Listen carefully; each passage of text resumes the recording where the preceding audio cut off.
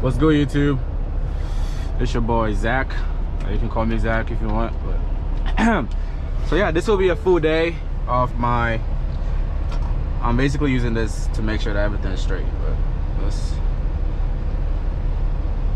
alright, excuse that, but this is basically gonna be my full day as a rookie at Swift. I do have to pull the camera down because it's not.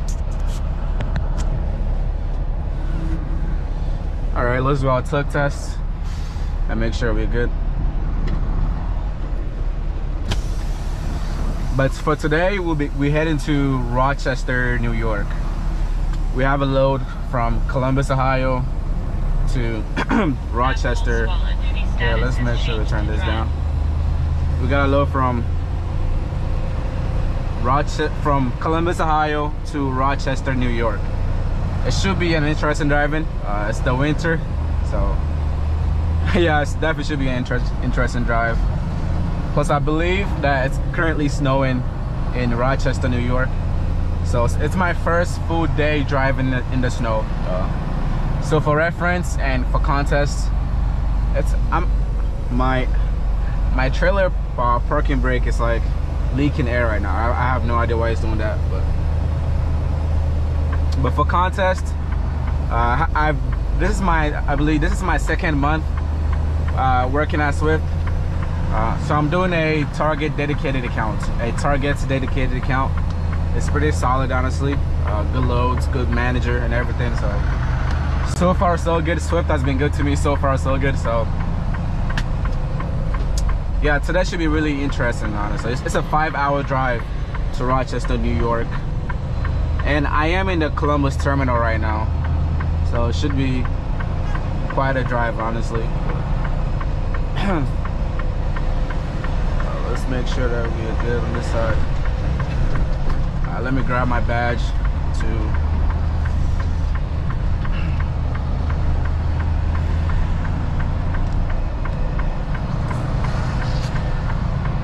so we are currently heading to the Target DC to pick up our loads. I'm not sure if the camera is too high for you guys or too low. I have the hat on, so it's kind of, I have my hat on with the GoPro mount on, but I'll keep looking over the what's it called? I'll keep looking over my phone to make sure everything is straight.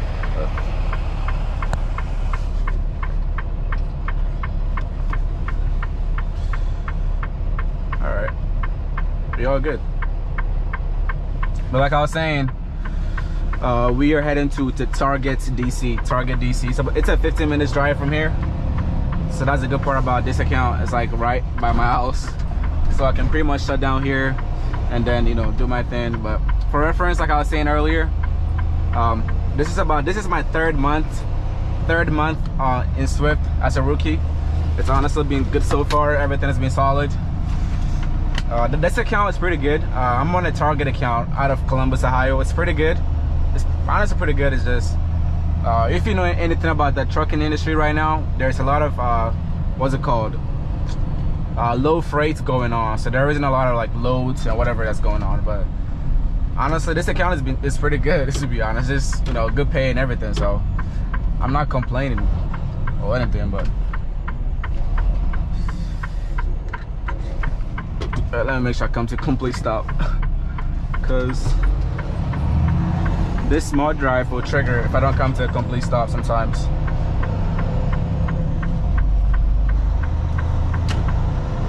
But we actually don't have to stop for fuel today. We don't have to stop for fuel because I got fuel earlier today, actually. Like, I got a good story for you guys. So last night, man, this heat is crazy hot. Like I keep adjusting it, but I'm still freaking hot. But for reference, not reference, but I got a story for you guys. So last night, what's it called? The battery on my truck died, right? It died around 10 p.m. And around 10 p.m. the shop was closed. The Swift shop, the terminal shop was closed. So I couldn't get anybody to jump my truck. And it was like 20 degrees outside. And I couldn't use my bunk heater too because my battery is dead. Well, it wasn't completely dead, but there wasn't enough voltage for for the truck to fully start. So I had to sleep in my truck without any heats. I wore like 3 hoodies and I was absolutely freezing in the truck sleeping overnight.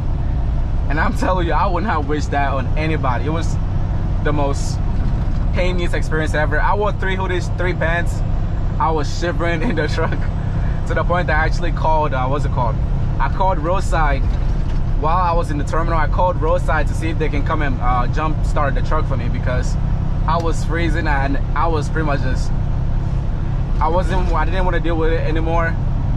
And for the collateral on that was that the truck was low on battery and also low on fuel. So even if I got my truck jump started, I couldn't idle the truck as much as I wanted. Maybe I could idle it for an hour and that would be it, because I was low on fuel. So my only choice was to wait till the next day, because I talked to roadside and they were like, yes, you have to wait till the next day because you are in sleeper mood. You are in sleeper berth and we can't, you know, it's a DOT violation or something. So I was like, okay, fine, I guess I have to wait. So I waited till like 5 a.m. in the morning. I woke up and I went to the driver lounge. It's heated and everything, so I had to go to the driver lounge and take a shower and get heated up a bit because I was cold. I slept in like a 16-degree weather all night, no heats, just using my body heats and sleeping bags. Like, the sun is like burning the side of my face right now. So let's get this. But it was definitely a learning experience for me when it came to winter driving. Even though I wasn't driving at that time, specifically yesterday, I was sleeping in my truck, but it was basically a learning experience. Because let's say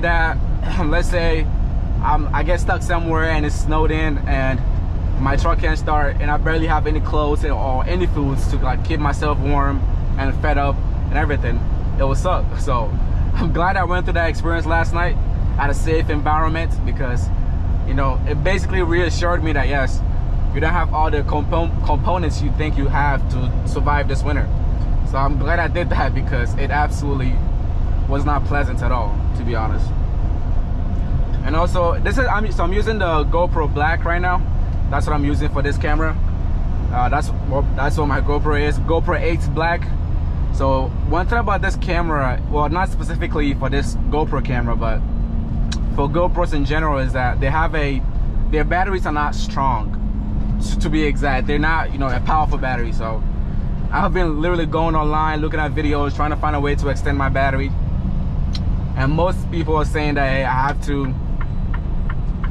I think, yeah, this camera is too high. I gotta bring the camera down a little bit, because I'm not sitting too high, it's just the camera is angled a bit too high. But yep, we have the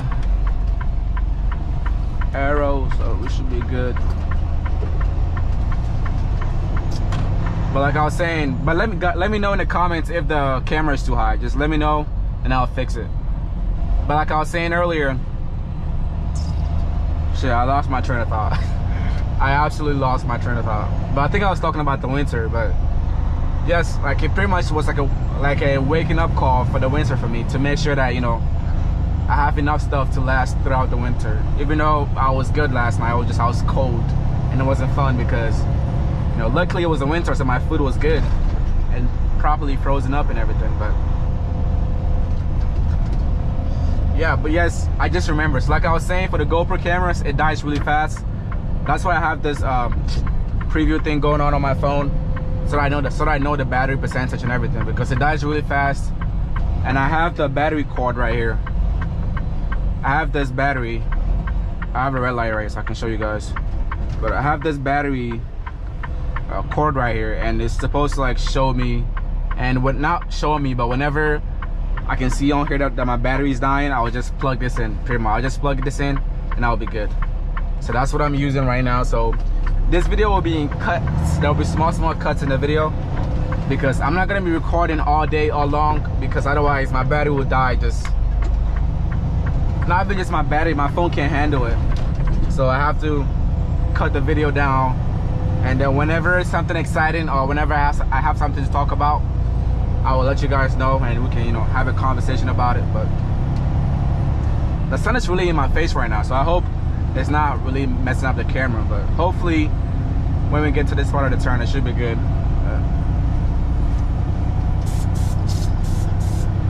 me lower my seat to see if it makes a difference.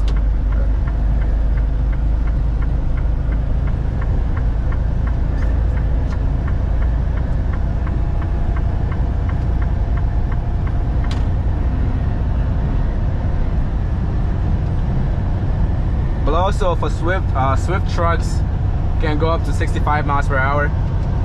On cruise, for cruise control it's 65 miles per hour. On the pedal it's 63 miles per hour.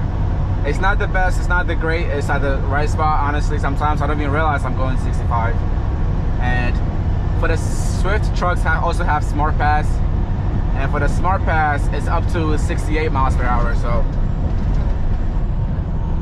that's pretty solid. But let me open up my following distance right here, because I don't want this guy to interrupt my the Smart Pass always is tracking your distance with the car in front of you, and it likes to go off on a random. You have to be at least 300 feet behind the car in front of you to make sure that it doesn't go off, because if it goes off multiple times, the Smart Pass in the right corner of the windshield will go off and you will get a point or something like that. So I have to make sure I'm solid on that.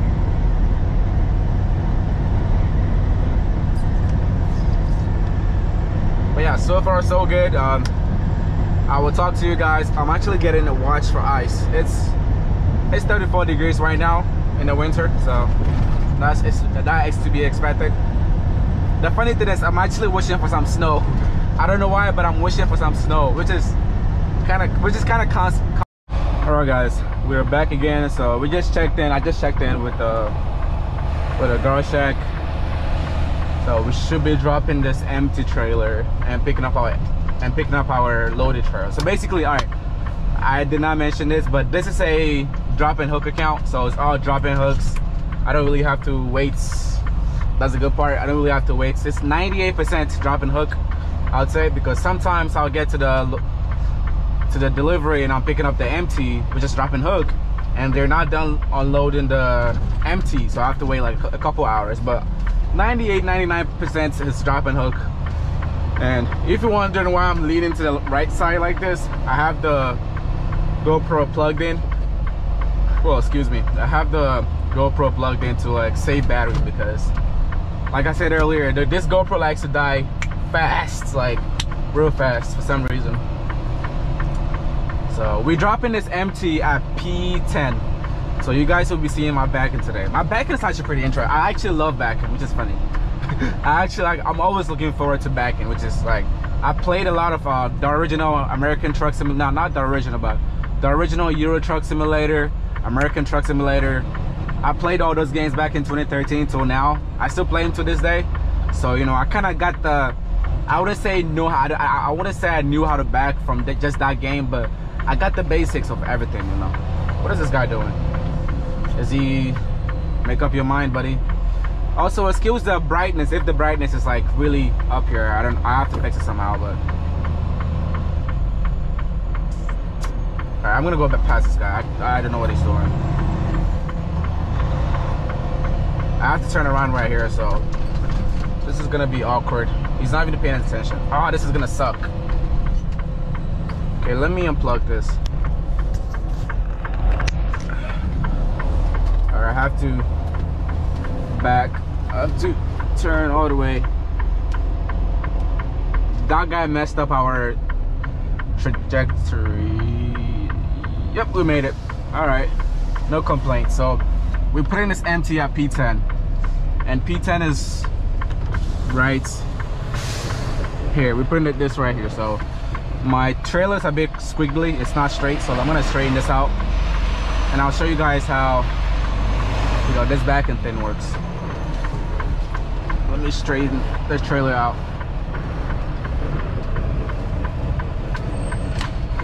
I hope this guy is not coming behind me, because that would suck. I mean, come in behind me, no homo. But oh, he's turning.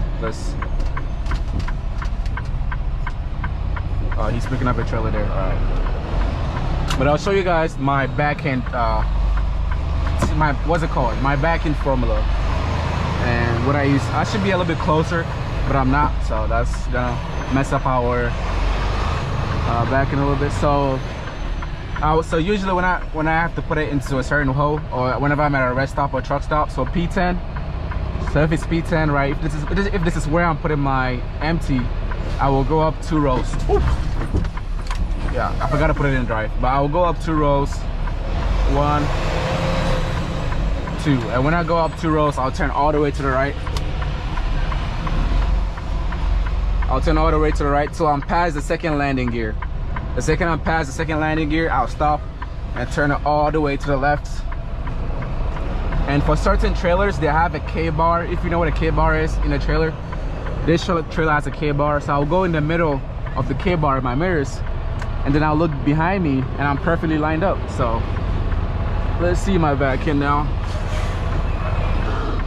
All right. No, this is all freeform, no formula. You just gotta have to get it right on your own.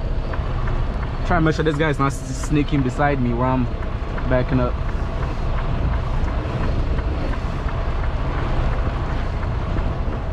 Yep, let's see.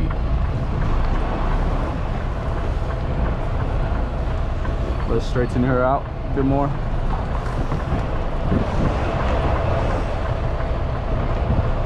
I did kind of cheat outward because there wasn't any truck there, but then all we have to do is straighten this up.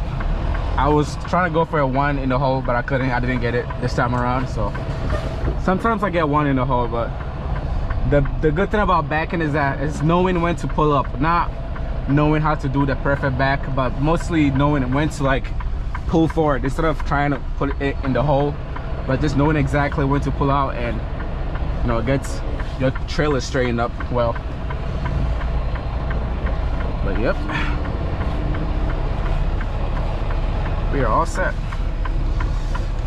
All right, now let's drop this baby. All right, I gotta make sure the landing gear is right exactly where it is. So I'm gonna put the glad hands right here because I'm gonna be hooking up to a trailer right here, so I'm not gonna put it back here. But then I'll pull my pin and I'll come here. I remember when I was with my mentor, I struggled a lot when it came to this because I was either going the opposite way or the wrong way. But sometimes some trailers have it where instead of turning right to bring the landing gear down, you have to turn it left. So it was kind of, you know, annoying, but always gotta make sure it's like right on this brown thing or whatever you want to call it. The trailer's kind of squiggly, but we're still in the hole. That's what matters. But on this account, you won't be doing a lot of backing. I mean, on most dropping hooks,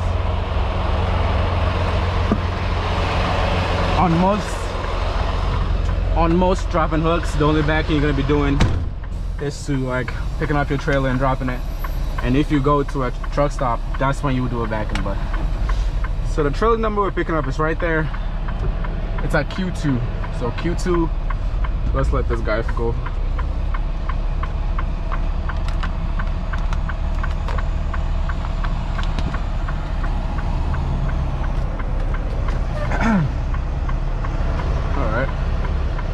Sweet. So Q2, that's where the trailer we're picking up is at. So that means it's up here. Okay, that's fine. This goes higher, so Q2 is down there. Oh, that's gonna be fishy. Okay, I'm gonna let these guys go because Q2 is where they are right now, where that Freightliner is. I am driving a Freightliner. It's a 2022 Freightliner. Pretty much kind of brand new in terms of trucks. I got it with like 170,000 miles on it, but I got 186,000 miles. I'm not, you know what? I'm not waiting for this guy. I'm absolutely not waiting for this guy. Let's go. Oh, he's paying attention. Yep, that's the trailer we're picking up. Yeah, I'm glad I didn't wait for that guy because he wasn't even in it. He wasn't even in his truck as I thought he was. All right, so let's make sure that's the right trailer. Yep, that's the right trailer.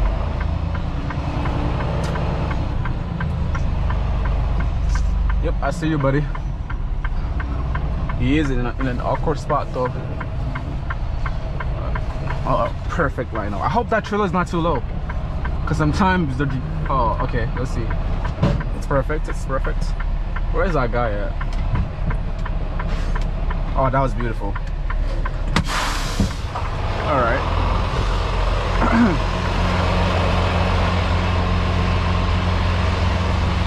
But man, this trailer is beat up.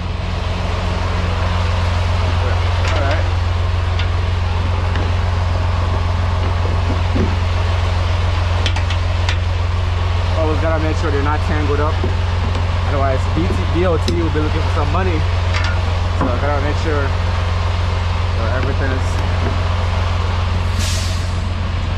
Always gotta do a visual check for your pin. I always do it because I'm trying to build a habit of always looking at my pin to make sure it's actually in, and then doing a. Oh, this is such an awkward spot. Oh, come on. Oh, what the? This boulder right here is making out light.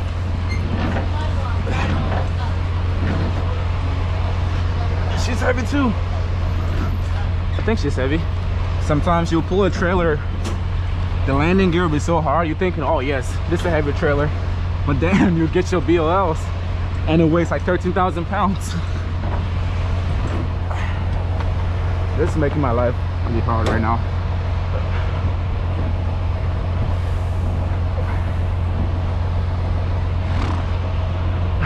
This is so awkward.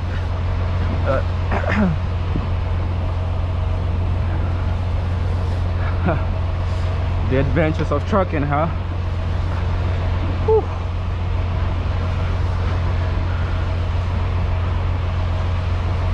It's like rowing a boat. All right, sweet. Nice. I left my hammer back at the terminal, but usually that's what I'll check my tires. These tires, fuck. In my white sneakers, I know. I left my hammer, but gotta make sure my four weights are working. All right, everything's looking good. I checked my seal.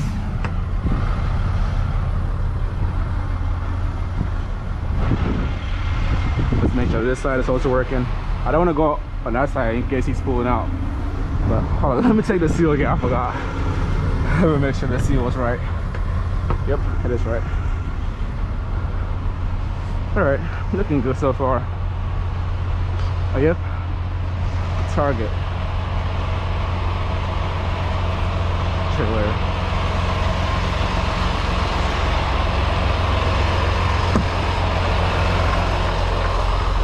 So we don't have. All right guys, so we just got done picking up our load.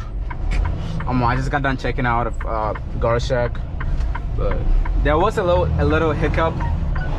There was a little hiccup at the Gar Shack, but we got taken care of. But this is basically 30 minutes later at the same spot. But we have a 6-hour drive to New York. Rochester, New York. We have a 6-hour drive there, so should be pretty interesting, honestly. Of course, this is not gonna be a 6-hour video. I'll do my best to make sure it's not a 6-hour video, but yeah, this should be interesting, honestly. Yeah, how should I put it? I wasn't. I thought it was gonna be a 4-hour drive, 5-hour drive, but I'm honestly not complaining. More loads, you know what I'm saying, more money. I mean, more miles, more money. So I'm not complaining at all. I thought it was gonna be a 5-hour drive. I really thought it was gonna be a 5-hour drive, but it's whatever. It's whatever. It's whatever. So again, if it looks like I'm leaning more towards the rights, it's because I have the GoPro on. So excuse that. Man, this sun is not doing me any favors again.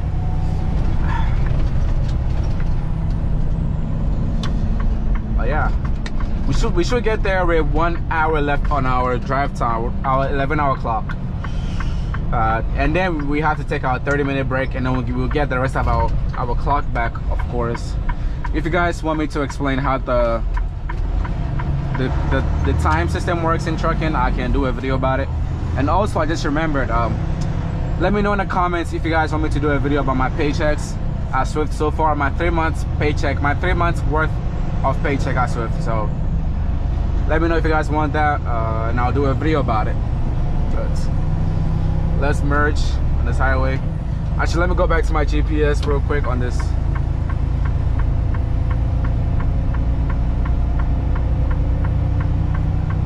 And also, like I said in my when I was picking up this trailer, if you recall correctly, when I was moving the landing gear, I said that the trailer could feel heavy while you're moving the landing gear, but when you get your BOLs, it weighs like 13,000 pounds. And guess what? It weighs exactly 13,000 pounds. This trailer weighs 13,110, I believe. It's pretty light. It's just, I mean, pretty much 13,000 pounds. It's freaking light. It doesn't weigh anything though. It's not a bummer about it. I'm not really mad about it because I'm going to New York and I'm expecting some snow. Hence why I low-key wanted a heavier trailer to get more traction. But we should be good. Like, there shouldn't be a problem or anything. So, but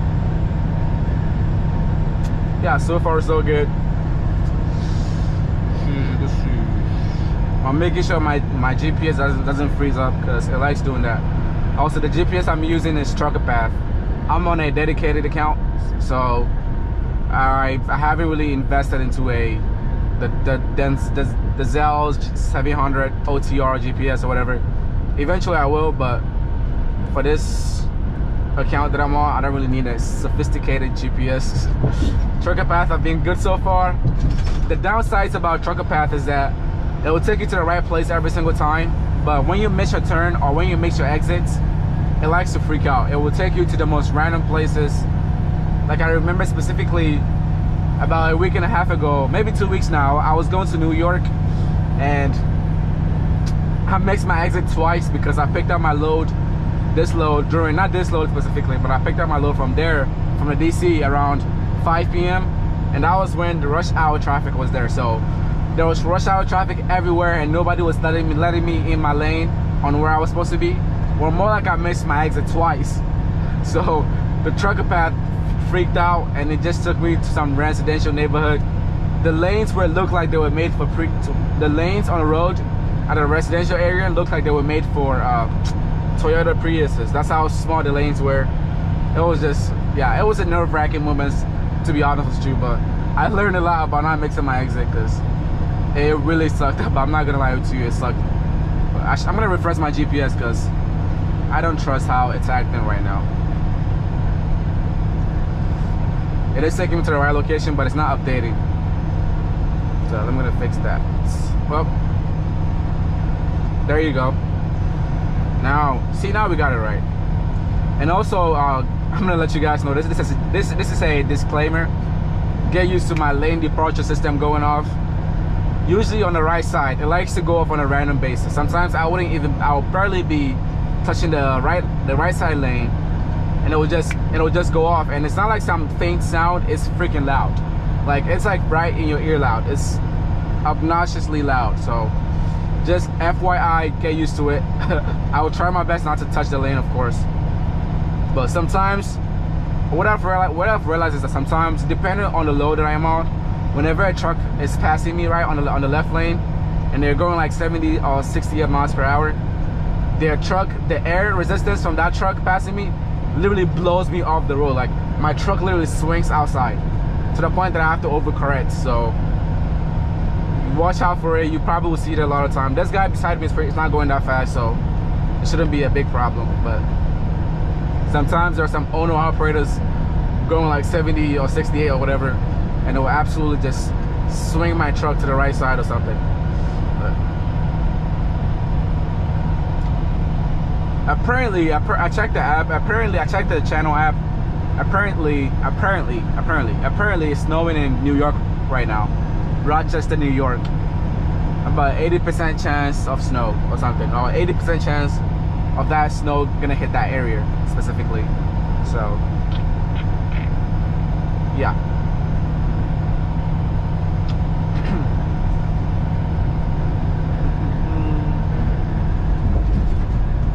I don't really have a lot to talk about right now, but so far so good.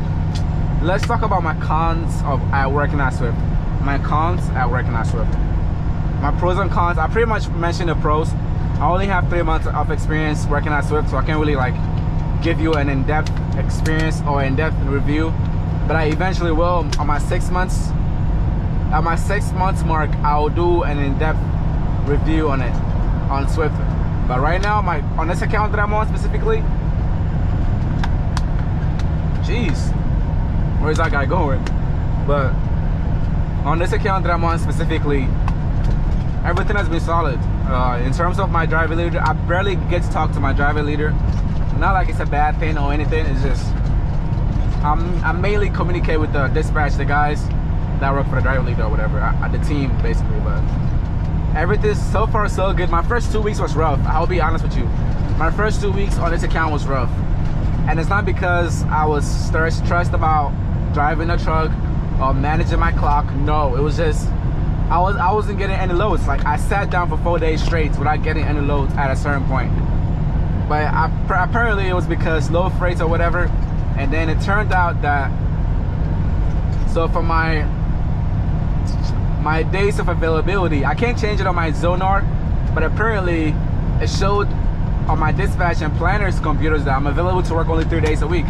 Like that's what it told me. That was like, it shows that you are available to work 3 days a week, so fix that. And I had no idea how to fix that. I had to talk to my driver qualifications leader to fix that for me, because it was just, but that went on for like 2-3 weeks before we fixed it. Because I was barely getting any loads and I was getting like $400 paychecks. And the icing on the cake was that Swift has this 6 months guarantee going on, where if you're a new driver and you don't turn down any loads, apart from safety reasons, but if you don't turn down any loads, you're available to work 6 days a week, you deliver on time, you do everything you're supposed to be told, your paycheck, you're guaranteed a $1,000 paycheck after taxes, of course. I mean, it's before taxes, but after taxes, you know, you wouldn't be getting $1,000 to be honest, but you're guaranteed a $1,000 paycheck if you do all those things I talked about. And guess what? I was available to work 6 days a week. Actually 8 days a week, because I live in my truck, so I'm available to work 8 days a week. But on their computer, it was showing that I was only available to work 3 days a week, which will explain why I wasn't getting any loads at all. Plus, I was doing like 3 loads a week. I mean, as long as they're good miles, I don't care. But that was the only cons I faced on this account so far.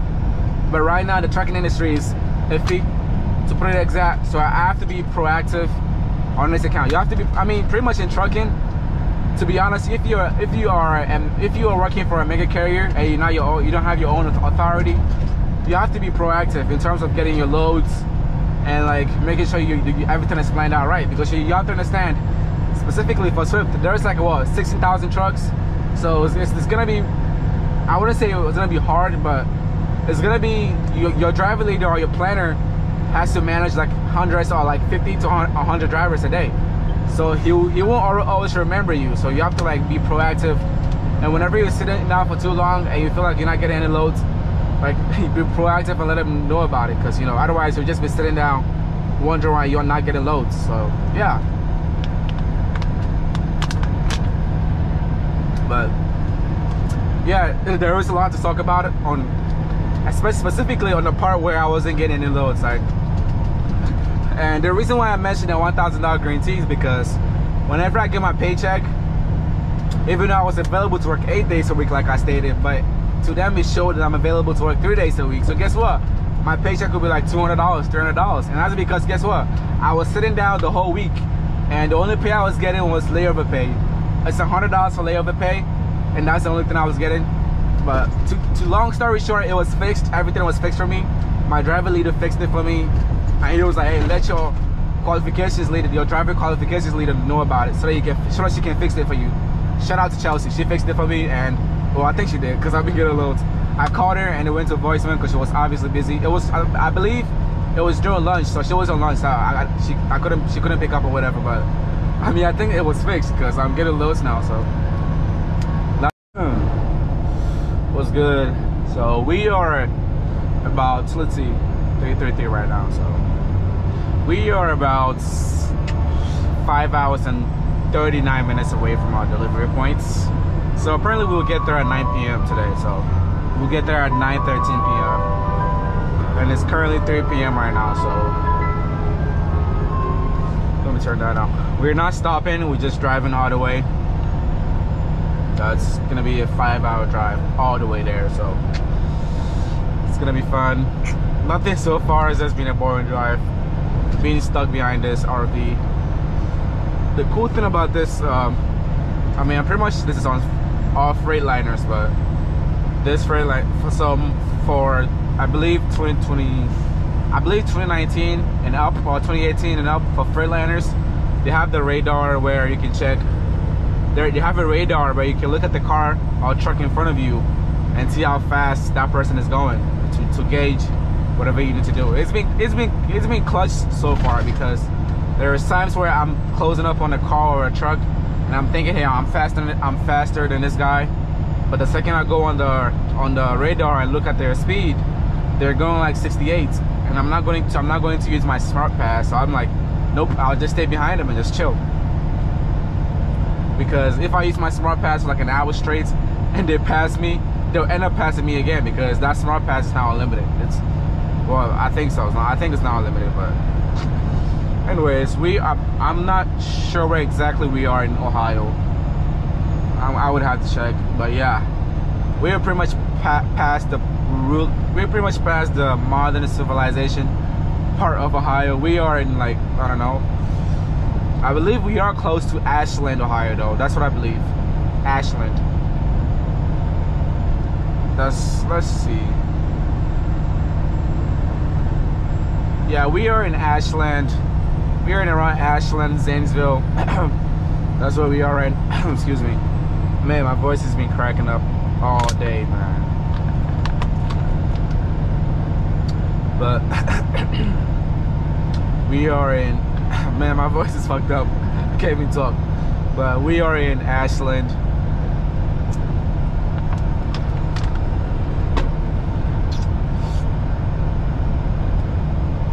Anyways, sorry for the weird cut there. I had to make a cut. I had to make a cut right there, but sorry for the weird cuts.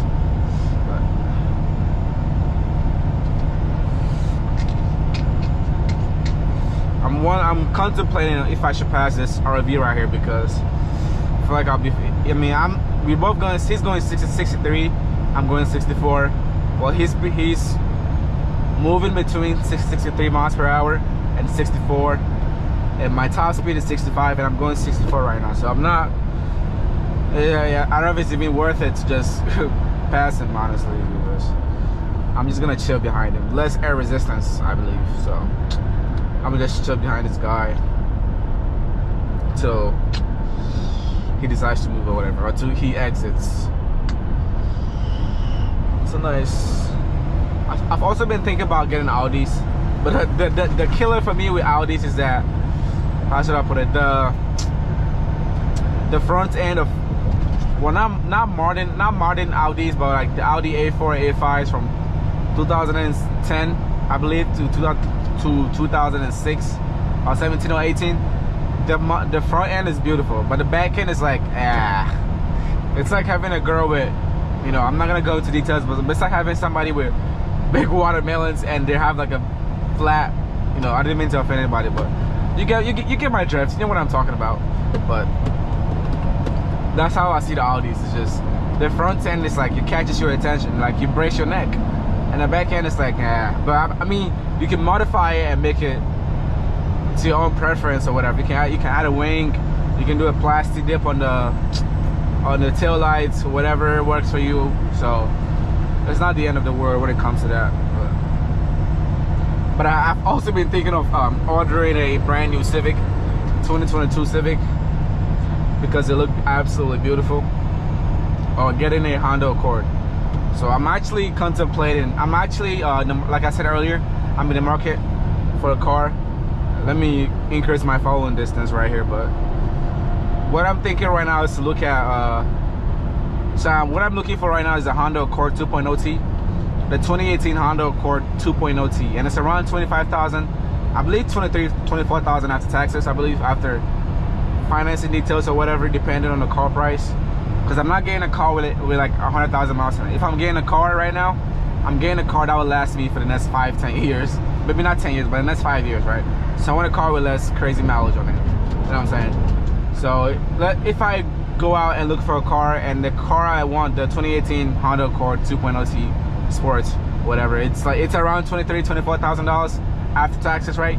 And I look at the 2022 Civic, and after prices and MSRP or whatever, it's around 27,000. I'll get the Civic. I'll order the Civic. I mean, I'll just bobtail to wherever I have to go and just grind it out so I get the car. That's what I'm thinking right now. But I'm also thinking of just saving money and buying some crazy beater. But my credit file is thin right now. I have a good credit score, but my credit file is thin, meaning I don't have like history of paying loans off, but I have a good credit score. You know what I'm saying? So I want to use that car like another tool to build credit. Even though there's multiple ways to build credit by getting a secured credit card or whatever, I have all of that. But I want to get. I'm in the market for a car, so my best bet is to finance a car that, you know, will also be on my credit score. I don't want to go lease right now. It's just nah. But yeah, I'm actually. So my plan right now is to live in my truck for a whole year and save money doing this. And after my second year, I'll see if I want to stay with Swift. So far, so good with Swift-ish. You know, the miles is not there. I'm not gonna lie, the miles on this account is not there. It really fluctuates. Sometimes I'm like last week. Well, let's say 2 weeks ago, I hit about 2,500 miles. The most I've been on all like since I've been on this account. And then last week, I was at 1,800 miles. So it's just, my average is like 1,900 miles a week, which is about $1,400, which is about $1,300 gross pay, I believe. I'm pretty sure. But I mean, we're getting paid 71 cents per mile, and this dedicated account is pretty short. It's like to short distances, like from Columbus, Ohio to Pennsylvania. It's about a 3, 4, 5 hour drive depending on where you're going. So it's like it's short runs, about 300 miles, 400 miles. Maybe the most is 500 miles, but just short runs, nothing crazy. So they have the pay per mile, the pay scale to kind of adjust to that. So the miles not being there, the pay makes up for it. But I still want a lot of miles. I like to run hard, to be honest with you. Like, I'm trying to run hard, and this Swift account that I've been on has been good to me so far. But there's days where, like yesterday, I was sitting out for 2 days straight without any loads or whatever, and I was getting like, I started getting a little bit like, I wouldn't say frustrated, but I was getting like a bit like, I was getting frustrated pretty much, because it's a dedicated account. I mean, when you're on a dedicated account, you're expected to be running really hard. Like, you're expected to be just, you know, running. But nope. Sometimes I'll sit there for 3 days straight. I would say the last time I sat for 3 days straight was almost a month ago. But yesterday I sat for 2 days straight. The first day I took my 70-hour reset, because I had like 20 hours on my reset on my 70, and I was just maxing out and I had like 20 hours, and I had like 10 hours left on my 14, and I kept being close to the point that I kept getting to the point that my 14 would run out. So taking the 70-hour reset was really clutch. But then I sat the whole day yesterday, and it was just like, what am I doing? You know what I'm saying? So the miles is not there, to be exact. I know we get a load. It's not like we just ran out of loads out of nowhere. I like to run hard or whatever. My planner has been good, I'm not gonna lie. I believe his name is Glenn. He's been really clutch. So shout out to Glenn if this video ever come to you. Shout out to him, he's been really clutch. So shout out to Glenn. So I'm honestly, this Target account that I'm on at Columbus, Ohio for Swift, I would say I'll give it an 8.5 out of 10, honestly, because the guys on this account has been great in terms of my driving leader. The guys I've been working with, Guy. I'm not gonna mess up your last name, but and I believe Alyssa. Yeah, Alyssa's been really good to me. I'm not gonna mention her last name or whatever, of course, but they've been clutch, honestly. So I'll give it an 8.5 out of 10, but I'm not running as hard as I felt like I should be running. Oh, I feel like I should be running, because I honestly don't need a 30-minute break. Of course, I have to take a 30-minute break. It's mandatory, but I'm not the type to drive for 3 hours and feel like I'm tired, or 4 hours and feel like I'm tired. I can just, I like this lifestyle fits me perfectly, man. So I like driving. So just sitting out for a while. I mean, it's good to rest or whatever, but honestly, I'm not complaining like crazy, because my first 2 weeks was worse, because I averaged 700 miles my first 2 weeks, and like I said earlier, that was because there was some sort of glitch in the system where it was telling the planners and my driver leader that I'm only available to work 3 days a week, even though I was available to work 8 days a week. So if we scratch that part of that 700 miles my first 2 weeks on this account out, it's been decent so far, you know. I haven't gotten a $1,000 home. I haven't gotten a 1K paycheck that I will take home. After taxes, I'm taking home about $900. But again, everybody's tax situation is different. But if you're a single guy, our taxes should be like, I wouldn't say it should be on the exact point, but if you live in the same state as I am, on the same account as I am, the pay is not, I wouldn't say it's not great, but it's decent, honestly. $900, it's more than I made in my last job, so I'm not complaining.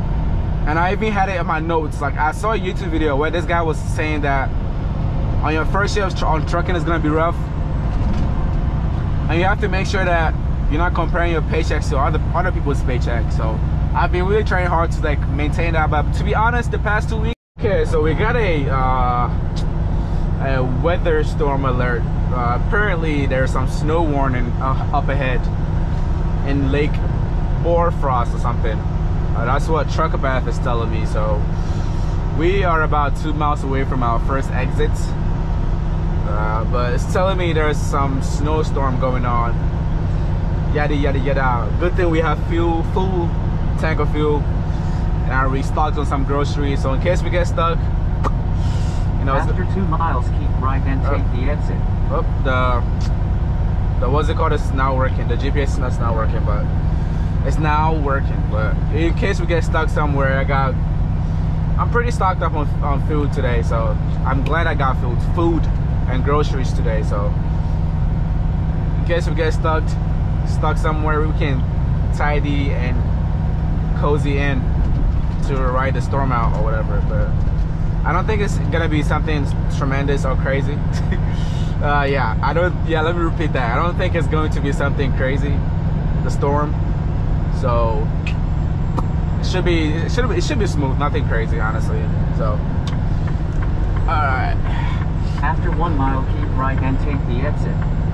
Whenever I'm going right, I always kind of look more into that mirror, because sometimes there'll be a car in that corner, and then while you changing lanes, they think, oh, this is the best time for me to change lanes towards the truck. So also, I'm sitting a bit lower right now because there's less traffic. If there's more traffic, I sit a bit higher so that I can see, you know, around the edges and stuff. But I'm sitting a bit lower because whenever I sit lower, it helps my back. My back feels less stressed and it feels much nicer.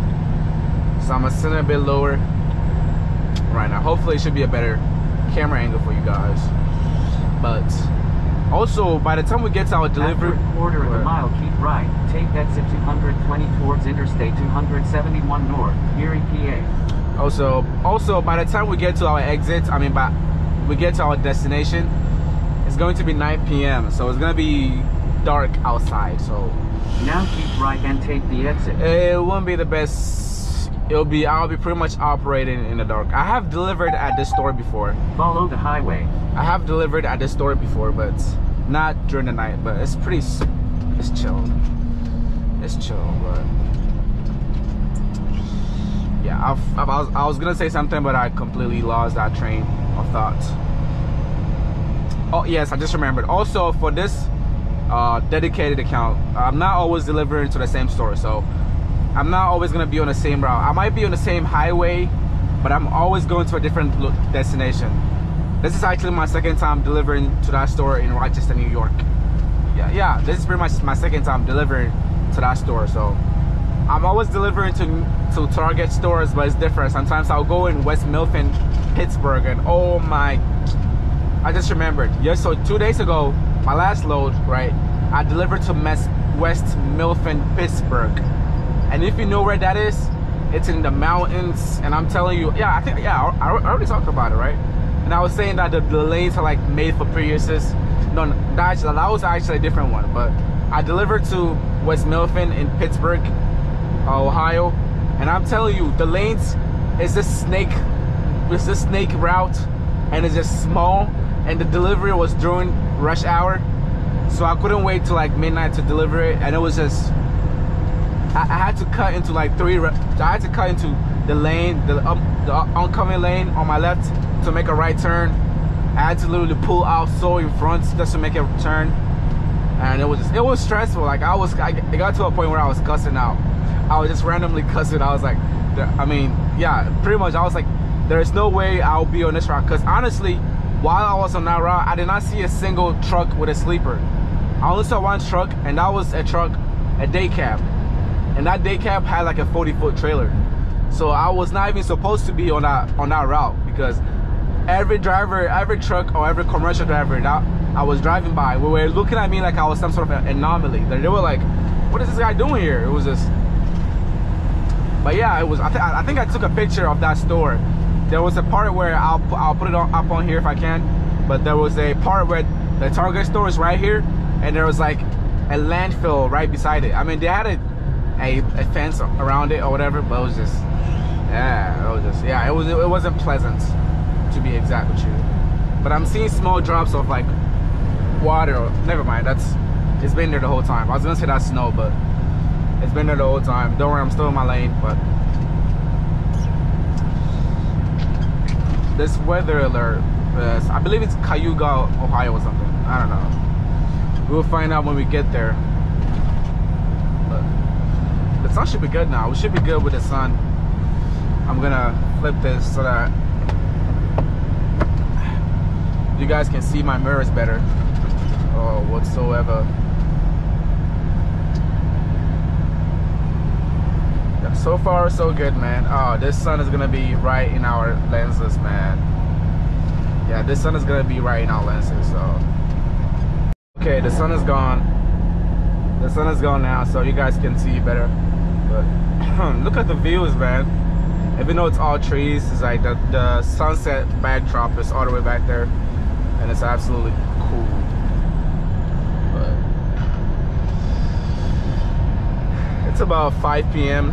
I mean, it's 4:51 p.m. right now, but close to 5 p.m. So 4 hours and 27 minutes. I wonder how long this video is gonna get, but it should be pretty short, because hopefully I don't have to do crazy amount of edits. Since I'm like cutting the video in parts, I'm not recording this all the way around. I'm just cutting it in smaller parts, because I can't record all the way for this whole 4-hour drive, because one, it'll be a ridiculous amount of long video, and I don't know if you guys have even time to sit down for 4 hours. Even movies are not that long. But also to save my battery. And also, yes, also if you have any recommendations to make my battery last longer for my GoPro, let me know. Instead of me having this wire plugged in, let me know if there's a way to make my GoPro last like way longer than it's lasting right now. So anything, let me know. Anything, let me know. And yeah, and the sun is back again. I thought we dodged this sun, but it's back again. I think that's a, alright, hold up. Rest stop, DOT rest stop here. Way station.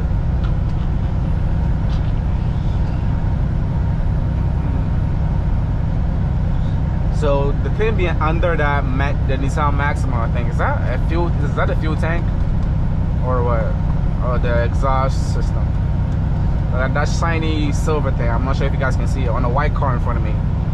Right under it is this shiny silver, whatever. Is that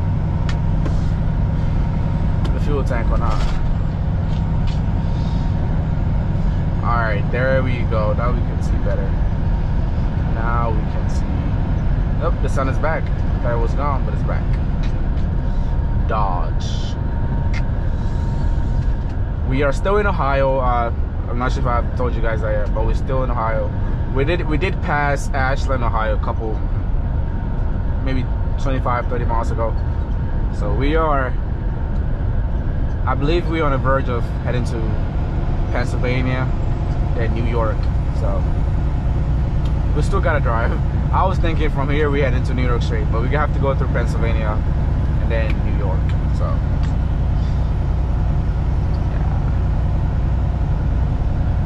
Also, is Pennsylvania in Ohio? No, it's not. Pennsylvania is not in Ohio. I'll take that back. Pennsylvania is not in Ohio. Oh well, that's what I think. If I'm wrong, correct me, but I pretty much believe Pennsylvania is not in Ohio. Shouldn't be.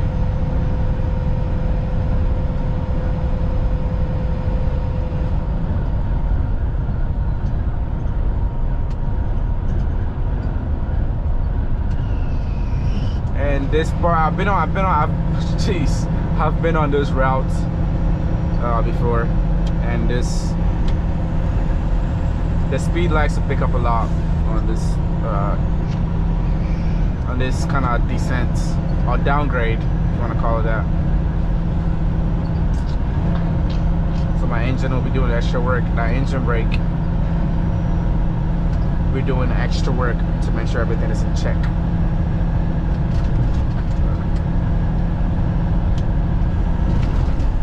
But yeah, like I said, we weigh 13,000 pounds.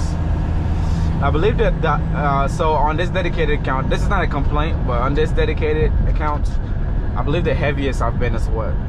The heaviest trailer I've picked up, it was 35,000, maybe 32.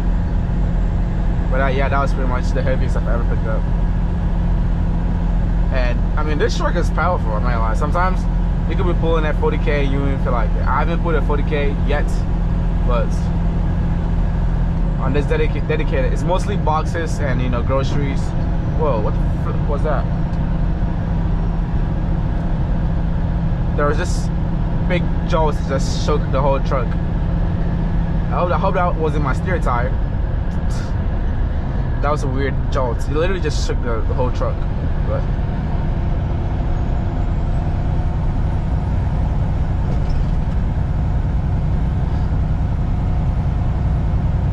yeah, Cuyahoga, whatever it is, valley. So that's where it's telling me it's gonna be snowing like crazy. But so far, so good.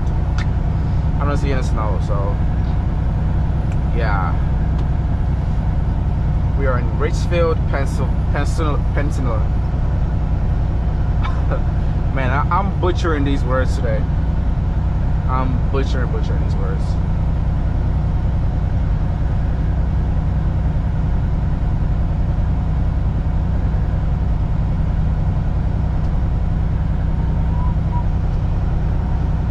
Also, if you know we're going to New York, we're not going to be driving on some crazy routes. We're not going to be going through some crazy bridges. Or I think so. I think we're not. Hopefully there isn't a blocked road which will like detour us. But this route, there isn't, and it's some crazy downtown Manhattan, New York type. You know what I'm saying? It's all smooth driving, you know what I'm saying? So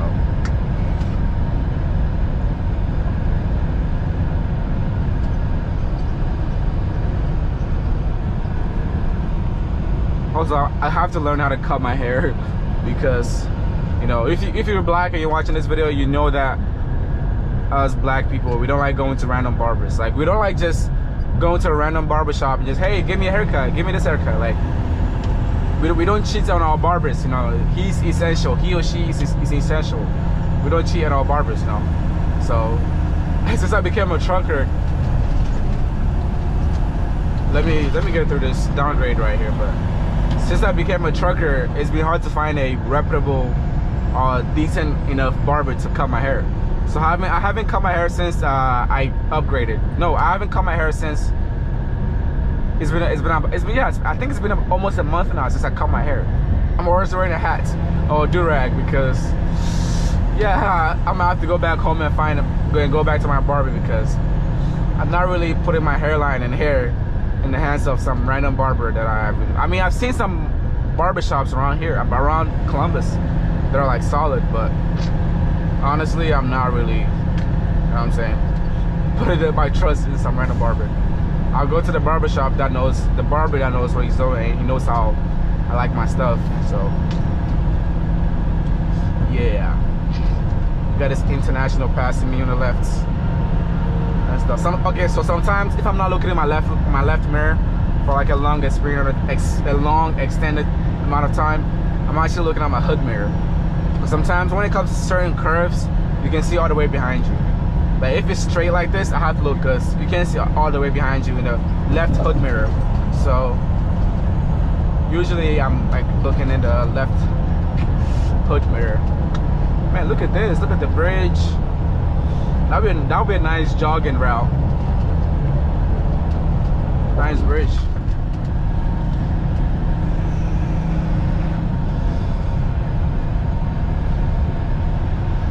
Man, that truck ahead is going 70 miles per hour, which is nothing nowadays for these trucks. I mean, I've seen some trucks go 80, but that was like once. It was at night. This guy just drove past me. I was like, what? I looked on my radar, he's going 80.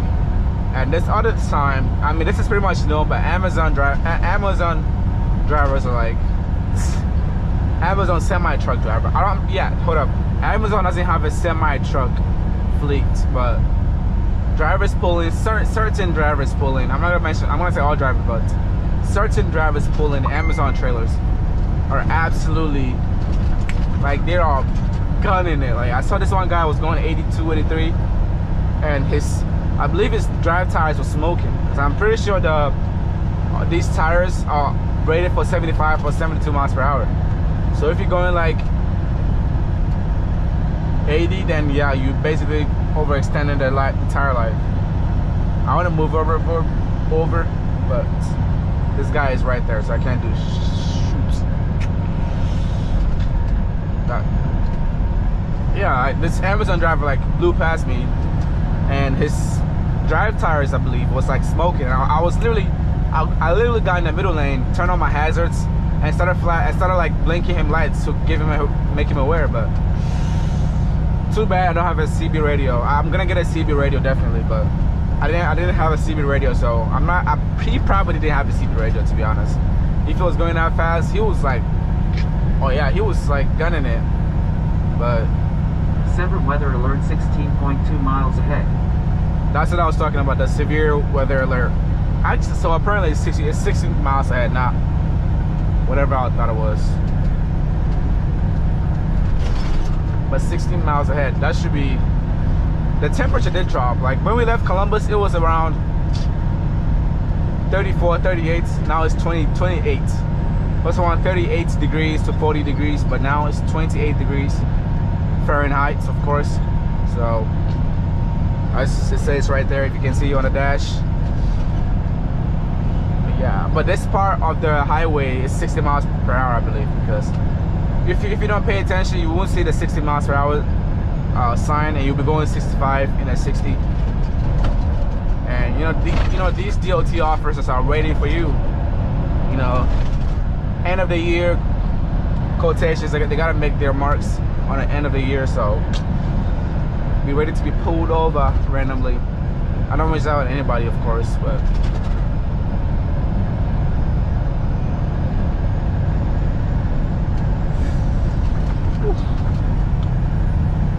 where are we even at that 65 miles per hour zone I'm talking about? 60 miles per hour zone? Yep, we are. It's so quiet and smooth on the 60 mile an hour zone. I don't know why. I'll show you guys when we get there. What's good, guys? So we are at our delivery. We are about 2 minutes from our delivery. I know the video just got cut short. You know, the whole snow thing that I was talking about never happened. You know, it never snowed. I'm not complaining about it. You know, maybe it never snowed for a good reason. But we are at our destination in New York, at Rochester, New York. Rochester, New York. Either Rochester or Rochester, New York. But yeah, I actually apologize for the darkness. I don't have any control over this weather, obviously. But you know, it's kind of dark right now, so you guys might not be able to see a lot. But I hope that the destination has enough light so that I can show you guys my drop and hook. I can show you guys my drop and hook procedure. But if we get there and it's not bright enough, I'll just cut the video there and end it there. But if you're still watching and you are at this part of the video, I really appreciate you watching this video, man. You know, I know it's my first video, so like I said, let me know if I'm talking really fast, or if you guys want me to slow down, I certainly will. But I really appreciate you watching this video, man. Like and subscribe. You know, this is gonna be a consistent thing. I'm gonna be uploading like pretty much really like on a consistent basis. All my loads I'll be uploading.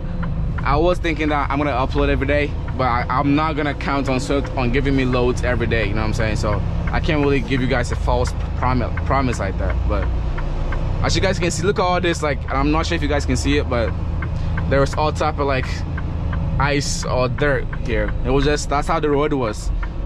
It was like eroded snow by the time we got there. So actually we might be able to record because it's well lit enough. All right, let me do my arrival. This area is well lit up enough, so I can actually show you guys what's going on. Let me do my delivery. Set my 30-minute alarm.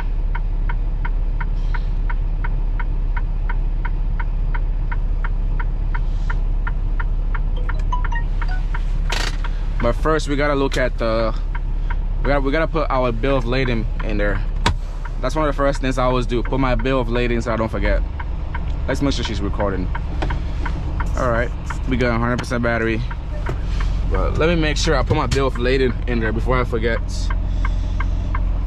Let's see. Let me put my shoes on. Man, my ankle was killing me on this drive, man. For some weird reason, my ankle was just... It's 25 degrees outside. Let me cut the heat on before I exit.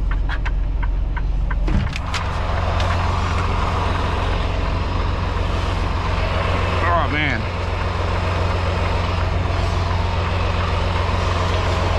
Whew.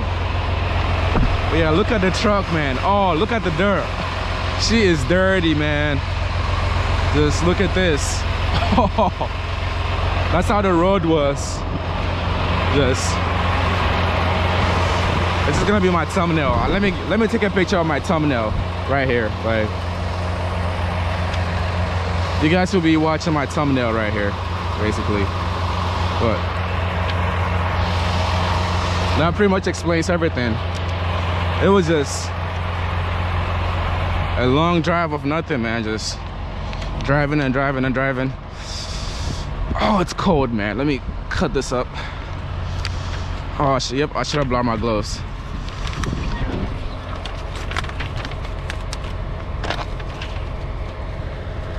They have an extra. Sometimes even though it's a drop and hook, sometimes I pick up loads that I have to be delivered back to the DC. So it's not always empty trailers. So let me make sure. Okay, never mind. I can't touch this. All right, let's make sure that so for the drop and hooks, I gotta make sure that there isn't a pin, what's it called? A red pin lock on there. If there is a red pin lock, that means it's, oh, never mind, it's empty. Well, there isn't even a pin lock on there, so that means it's either empty, hopefully it's empty, but a red pin lock on there means it's empty, and a blue pin lock, no, a red pin lock means it's loaded, so don't touch the trailer. Talk to the guys in the store. And a blue pin lock means it's empty. So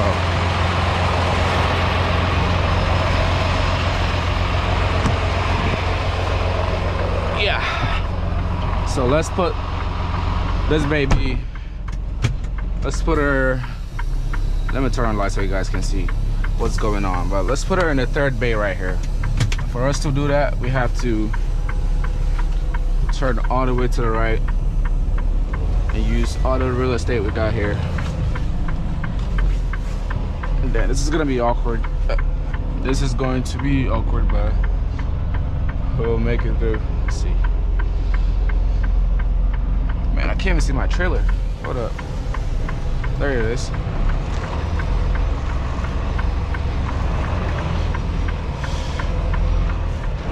Let's straighten her out.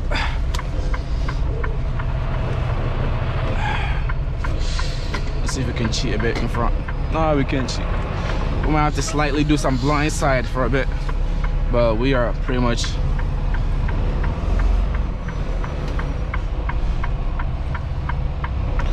we're gonna have to do some blind side, slightly blind side, not too much, but just to straighten us out and get us to where we're going. All right, beautiful, beautiful, beautiful, beautiful. I was thinking of taking my rest here, my 8-hour reset here, but I'll just drive to the rest stop because if I drive to the rest stop, that means my drive tomorrow will be short. And the rest stop is, I believe, 2 hours away. Whoa, what am I doing? I don't have to be like really perfect for here because I'm just putting this trailer right here so that I can pick up the empty. So I don't have to be perfect, just good enough to make my life easier when I'm picking up a trailer. So I don't have to be crazy perfect. Just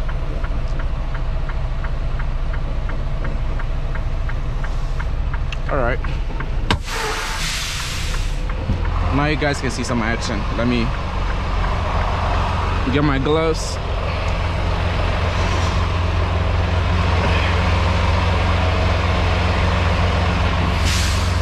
Hopefully you guys can see what's going on here. If you can, I apologize again. But, oh man, it is ice and dust and dirt, man. Just, well, mostly dirt, but man, look at my landing gear. It's like mud all built up on it. But yeah, my truck is officially dirty now. Oh man, this landing gear is, jeez. So it wasn't just us being at the DC and that bumper making our life harder. It's just, yeah, this landing gear is a treat.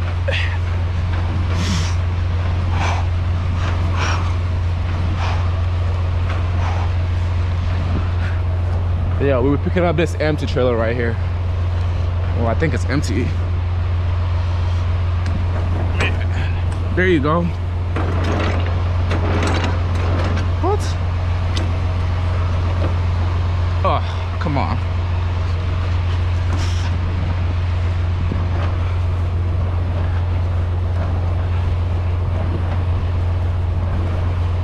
Jeez, man. Getting my daily workouts in, huh?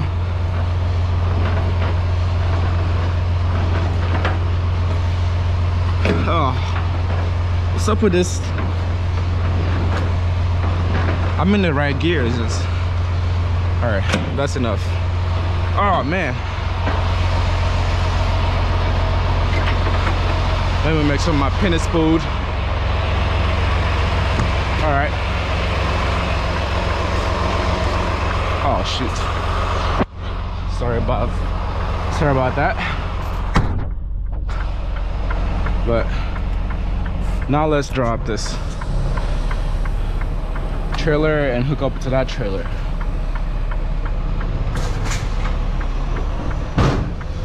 All right, sweet. Now let's hook up to that trailer up here.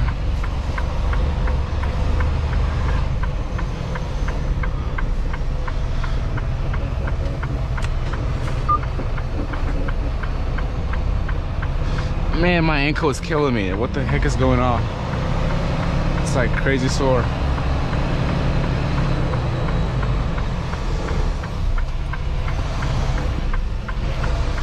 Make sure we line up perfectly. Whoa, I hope that trailer is not too low. I'm not in the mood to be cranking up trailers again. Yep, it's too low.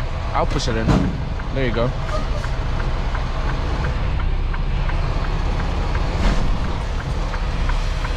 Alright. I think it's in, but let's check. Alright.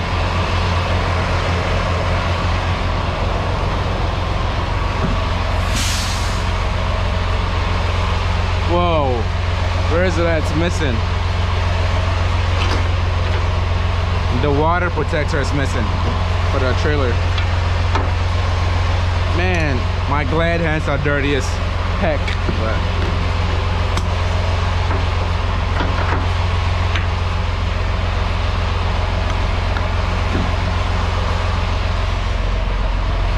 yep, it's in. Oh, I think I've pulled this trailer before.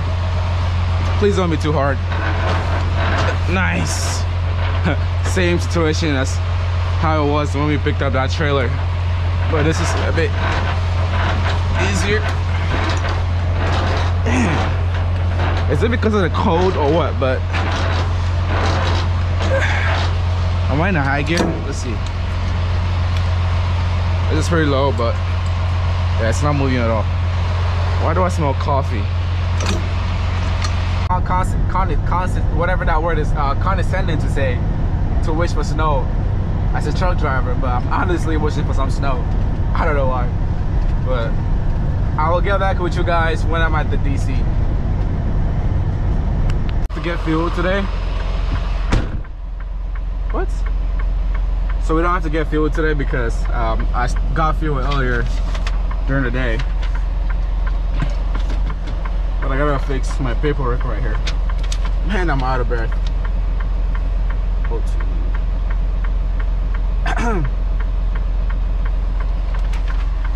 Excuse me, man. Alright. We gotta do our tech test.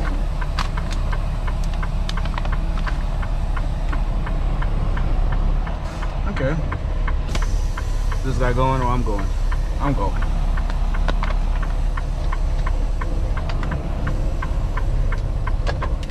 Oh, this is gonna be so awkward with that guy there. His best bet is to go because I can't.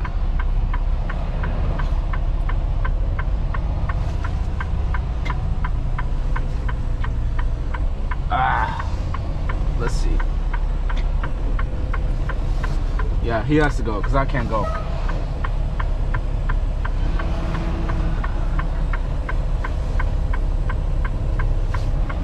He has to go because my life will be really hard.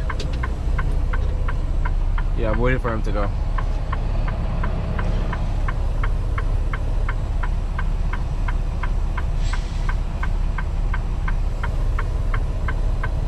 What is he waiting for? Come on, buddy. I know he's about to leave. I don't know what he's doing. I forgot to throw my trash out, which sucks. But this is my air fryer and my rice cooker. You know, I don't have to eat any truck style food. Just $100 of groceries pretty much last me all weeks. It's almost 2 weeks. Oh yeah, he's looking at his trailer. He thinks it's trailer. No, you good, buddy? Come on.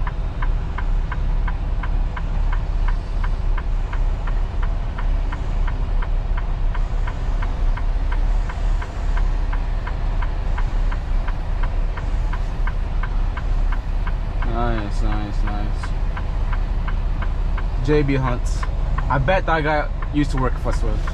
I bet so, not because of his driving or anything, but usually the guys that are working for JB Hunt right now, or guys on this account, they usually leave Swift and go to JB Hunt for some reason. I don't know why, but that's just my 3 months observation on this account. But I'm not waiting for this guy. Absolutely not.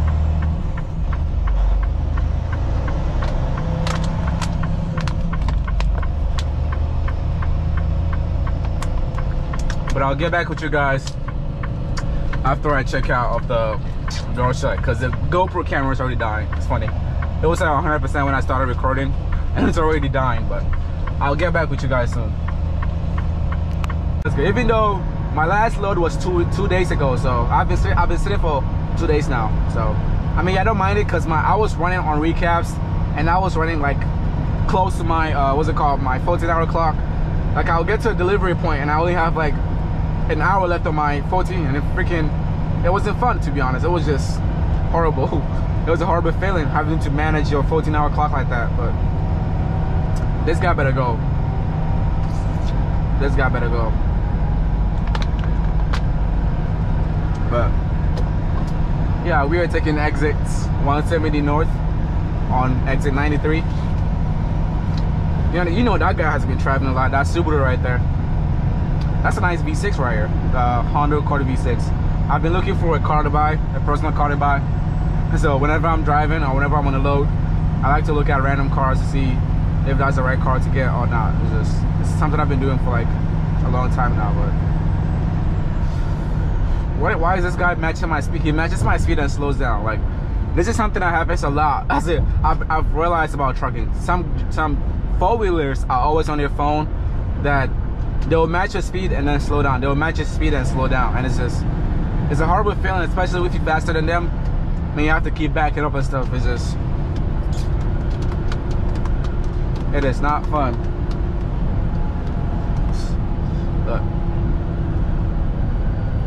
yeah, so eventually I'm gonna make sure my camera is recording, because I'm not sure if it's like recording or not. Because I'm looking at my GPS right now. When I get to the part where it's just 100-mile drive and just, you know, straight driving, I will check. But miraculously, it hasn't been snowed a lot at Ohio, Columbus to be specific. Columbus hasn't been getting like snow, like, so right now in other states like Wyoming, maybe not Wyoming, but other, pretty much, I think it snows in Wyoming, right? Yeah, it does snow in Wyoming, but like other states, it snows like crazy. But in Columbus, around November, it doesn't snow at all. It will snow here and there, but not too crazy. And around January, that's when it actually starts snowing really hard. But I'm not complaining. It's an observation I've made living here for the past decade or so. But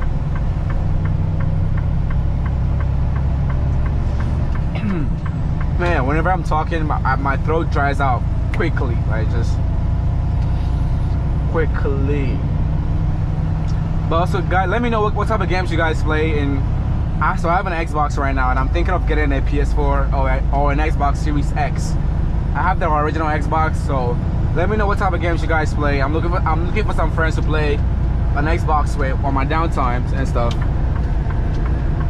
But right now I'm playing a lot of F122. I'm really into motorsports, so F122, and I watch a lot of F1, Formula 1. I've been watching this since I was like 8 years old. I watch a lot of Formula 1 and MotoGP, so I don't care. Let me know what type of games you guys play, and we could probably play. But yeah, this will be my official video on YouTube, pretty much. Yeah, my official video on YouTube. Excuse me, man. But I'm gonna check my GoPro. I'm gonna make sure it's at a safe location before I touch my phone, because I don't want to be touching my phone during traffic or whatever, because in case Swift is watching this or whatever. So hands-free, I'm still focused on the road. Yeah, we're still recording, that's great. All right, cool. But yeah, like I was saying, if I'm leaning a little bit to the right, it's because like man, using a cord or whatever to record. But I'll honestly get back with you guys when we get to a spot where I can have something to talk about. So I'll see you guys in a bit. I've been grossing $1,400. Like my 2 weeks ago, my paycheck was $1,400, and last week it was $1,300. Right, so I'm not exactly complaining, but I feel like there's a lot of money being left on the table. Like, to be honest, there's a lot of money, like a lot of money, to be honest. Like, I'm not gonna lie to you. Of course, I'm not a mentor, but honestly, my mentor was bringing in $1,700 a week. When I was with my mentor, we run really hard. And like I said earlier, I like to drive. I don't like to just sit down. I don't like to like drive for 3 hours. I feel like I'm tired. So I was running hard with my mentor, and I'm glad I did that because I was able to be done with my training pretty fast, and I learned a lot from him. He was a really solid mentor. Like, I know sometimes people say Swift mentorship is whatever, but I'm glad I really got my mentor. He's a really cool guy. Maybe it's because we came from the same culture background, so we were like, you know, we kind of subconsciously clicked, I would say. But my mentor was really solid, so I'm not complaining. He was really good, but I know he was making bank. We were at least running 3,000 miles a week, honestly, on average. Even before we ran team, even before I went team with my mentor, we were averaging like 3,000 miles easily. And then when we went team, I'm pretty sure we were averaging 3,100. I wouldn't be surprised, cause dude, we were running hard. Like we were not stopping, bro. We were like, we had that synergy going, you know, we had that connection, so it was just bam, bam, bam, bam, bam, bam. I caught everything up easily. So like his paychecks were like $1,700, man. Like he was showing me. I'm like, damn, like, that's a lot of money, man. Like, that's a lot of money, like $1,700, bro. I mean, I'm pretty sure he's a top earner on this account. I could be wrong, but he's a mentor, so the pay's obviously extra. But I know he's bringing in like 6 figures a year after taxes, like maybe like 120 a year after taxes, $120,000 a year after taxes. So yeah, I know it's definitely like he's making bank. So yeah, but I'm honestly not gonna be a mentor, of course. I have a routine.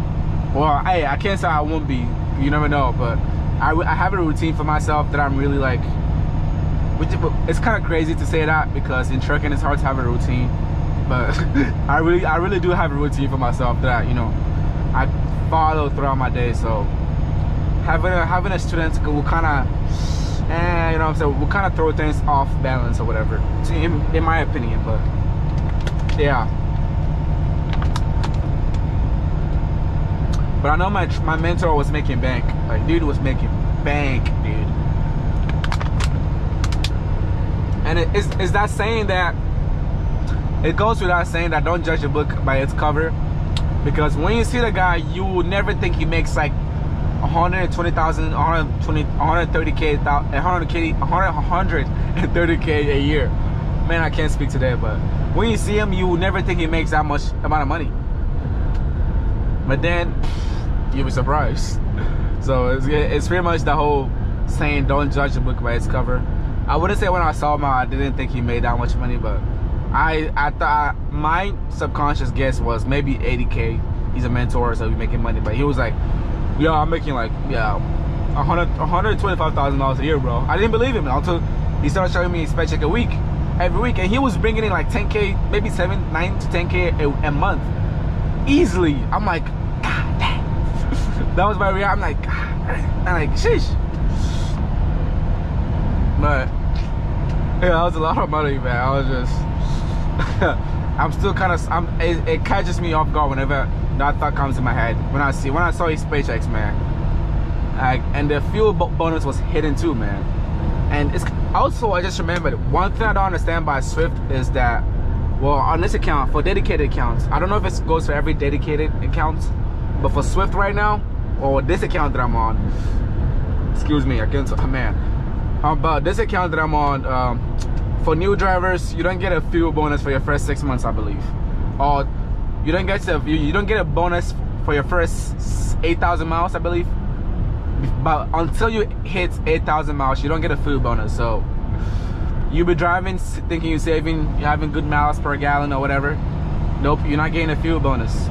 So that kind of sucks, to be honest. I'm not gonna cap.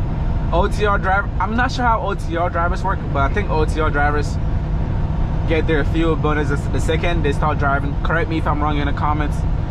But on this dedicated account, you know, it's not like, yeah, you're not getting your fuel bonus, I believe, your first 6 months or whatever. My trainer did let me know about it earlier, but I didn't really think too deep into it. Like, oh, it's like, oh, I'm gonna be missing out on a lot of money, until I started looking at my miles per gallon on the apps. On the Swift website, it tells you your miles per gallon and how much money you're making. Dude, I will be making like $200,000, not $200,000. I'll be making an extra $200 on my paycheck every month if, you know, I had that fuel bonus. So that's a little bit iffy when it comes to Swift. I don't know. It's not something bad, just something that kind of irritates me or whatever. But yeah, I mean, honestly, like, it's kind of funny when it comes to this, when it comes to how I even chose Swift. So I don't think I told you guys about it, but I got Swift. I came to Swift. I got my CDL through Swift. I went to the CDL school. Cool instructor. Shout out to Patrick. Dude is hilarious. Dude is like, he gave me a simple formula when it comes into backhand, which helps me more than I think. So let's say you straight backhand, right? You straight backhand and you see your trailer is like swinging to the left or swinging to the right. He tells you turn towards the problem. So if you backhand and your trailer is turning to the left, right? Turn left, turn towards the problem. Like, it fixed so many problems for me when it comes into backhand, more than I can think of. And shout out to Damien. He also like had this, what's it called? When it comes to my 90s, he had this formula where he says less bend, more bend, right? And he's like, less bend means straighten the wheel out a bit, and more bend means turn the wheel to like angle the trailer more a bit. It seems simple, but it was like revolutionary for me when it comes into my, what was this kid guy doing? Overtaking just to be stuck behind an RV. Like, where you going, man?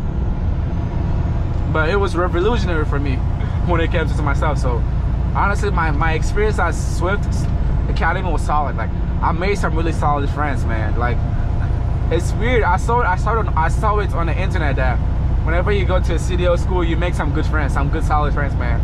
My class was hilarious. Like, it was some cool ass dudes, man. It was awesome, man. Some cool cats there, man. But it was just, the CDO Academy was great, man. It sounds like I'm meat riding Swift right now, man.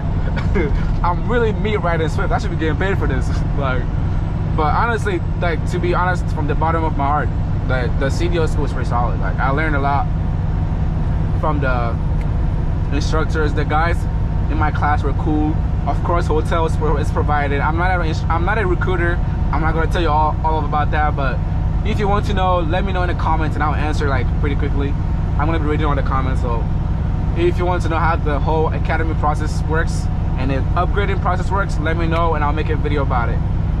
Pretty fast. So just let me know about it. But honestly, overall, the Swifts, well, here, let me rephrase this. When I say the academy was good, I mean the Columbus, Ohio Academy was good. I'm not saying all Swift academies and instructors are like perfect, or all Swift mentors are like God heavenly, 100 years of experience perfect. No. I'm saying that in my personal experience and me going through the Columbus, Ohio Academy for Swift, and their CDO instructors and a mentor I got specifically made everything smooth and great. So let's get that out of the way, and basically a disclaimer. So in case you have a bad experience somewhere, you know, sorry for you for that. But yeah, honestly, so far so good on it for Swift, man. 2 months in, yeah. We're living a life, man. We're living a life. Living a life, man.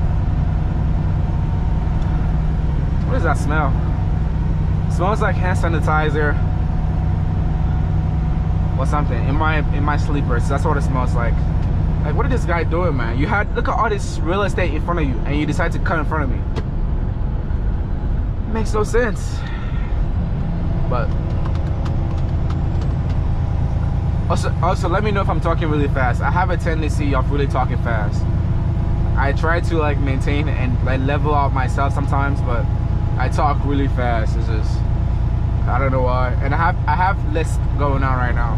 I have braces on, so I have a slight lisp going on right now. But hopefully when I get this braces off, the lisp is gone. But like I said, so far so good. We're chilling. That's not safe right there. I wouldn't be going pedal to the metal right here, because if that Buick brake check says Chevy right here, all these 3 cars are, you know, gonna be going for a dance. So, you know, I'm gonna back off and just watch this show go on. I've seen that happen multiple times, especially you're driving on the highway, everything is cool, everything is chilling, and then randomly the left lane starts to slow down, and instead of people using their brains and knowing, okay, my lane is slowing down, let me check my mirrors before I turn, The second their lane comes to a stop, they turn their wheel all the way to the right immediately. Not because they're avoiding a car in front of them, but they just immediately turn. Like, it makes no sense.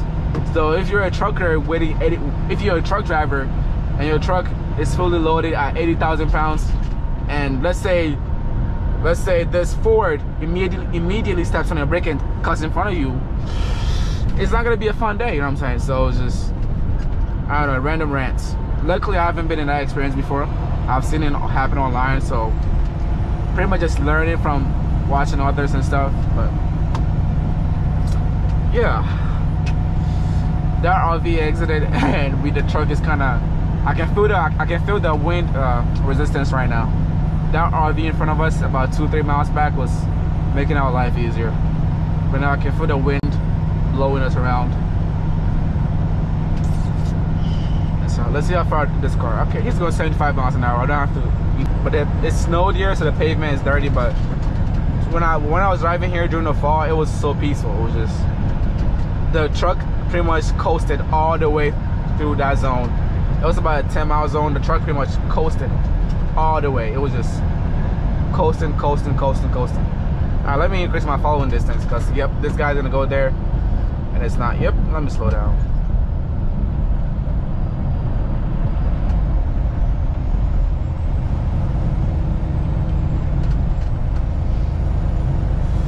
Oh, that killed all my speed, man, and all my momentum just got killed. But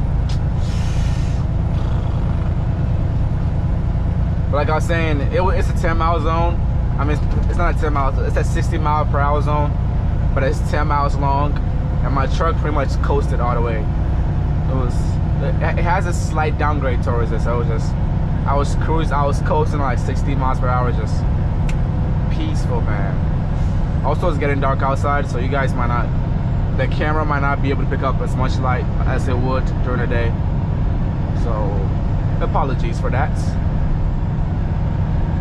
We'll try and find a time where we're delivering whenever we get a load. Well, I don't really have a choice in terms of, like, I mean, not like I don't have a choice, but I don't really have like a say in that, hey, I want to deliver my load during the day, not during the night, because honestly, I'm getting to the money. So, you know, give me the night loads, I'll take care of it. You know, I can drive at night, I can drive during the day, I can drive through the windstorms, as long as it's safe, of course.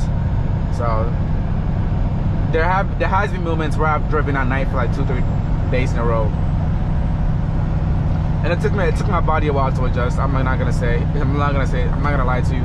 It took my body a while to adjust to driving that long.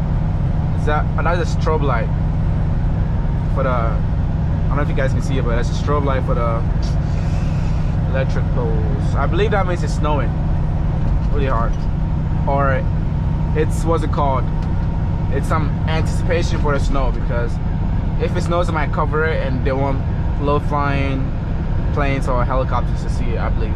Well, that's my guess on it, or whatever. Lake Erie. We are close and around Lake Erie, so. Also, so for my GoPro setup right now, I have my hat on with the GoPro head mounts on, with a GoPro head strap, whatever you want to call it, on. And when I got this head strap, initially I had the head strap only on, like no hats, just the head strap, and it was painful. I'm telling you, the head strap where the GoPro mounts was like pressing against my forehead, and it was just, my forehead was just sore after like 20 minutes of recording. So I have my hats right now, which kind of softens things up, but still I can still feel the soreness of a bit, but it's not that bad. I was having the hat off, so we're chilling. Where's this weather storm they talking? I mean, it's 60 miles ahead, so I am seeing a lot of clouds up there or whatever, but usually if it's really bad, the channel app that I have on my iPhone will like let me know. It will blink and go crazy. But man, the wind is good so far today, honestly. The wind is pretty good. You see what I'm talking about? That 60-mile-an-hour zone? I caught it at the corner of my eye. But right now, you see the truck just went into coast. we'll be coasting. It might kick into gear maybe one or two or three times, and we'll just coast and coast and coast. It's peaceful. It's kind of funny because when I upgraded to this truck, right, like I said, it had 170,000 miles on it, and I was thinking, man, this truck is quiet even when idling or when I'm driving it, compared to my trainer's truck, my mentor's truck. So my mentor's truck was a Freightliner too, and it had I believe it was a 2021 Freightliner Cascadia. And I'm After telling 2 miles, keep left. And I'm telling you, it was loud. Like, it wasn't obnoxiously loud like a straight pipe truck, but it was, you know, it was loud compared to mine. And now I'm thinking that, wait, mine sounds exactly as loud as my trainer's truck. So I don't know. But when I'm in the sleeper, it's pretty quiet. I'm not gonna lie. And also the Freightliner speakers are pretty good. They are pretty solid. Like, if you were listening to some quality music, well, in my opinion, they're really solid. Like, they sound really great. We are 4 hours away, more like 3 hours away from our delivery. Traffic is starting to pick up, but after 1 mile, keep left. We are chilling. We handed the tickets, so can Cleveland fans. And I just gave SeatGeek a free advertisement.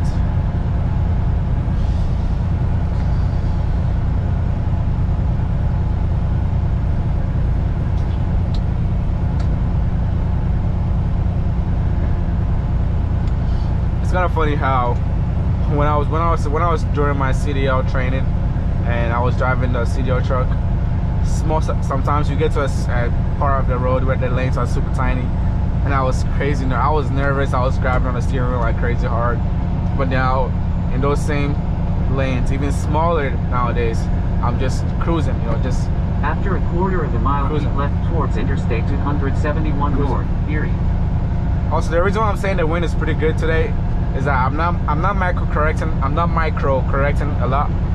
But if it's windy, you'll see me sometimes you see me turn the steering wheel all the way to the right, even though I'm going straight, because the wind is because you know, you're driving a trailer, not a truck. You're driving a trailer, not a truck.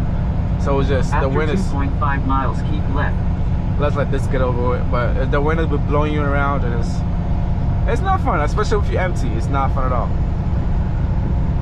But I-71 Express, you have to make sure. After 2 miles, keep left. Yep, we are in the right lanes. Nissan Sentra. Wait, Nissan Sentra has an SR? I thought it was only the Maximus and Altimas. Yeah, I pretty much thought it was only the Maximus, not the Sentras. That's interesting. It looks good though. I like the rear end. And this guy has Santa deers on the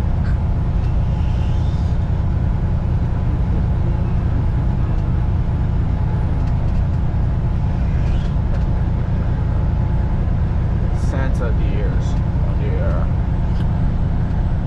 Look at our sunset. You guys can see that.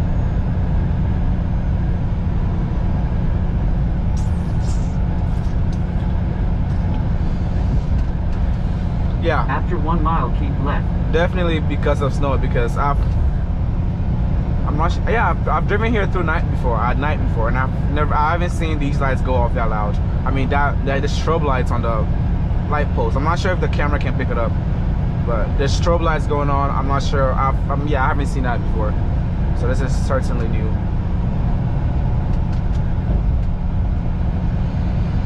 So that means there's certainly some snow-ish going on today. That should be fun, honestly.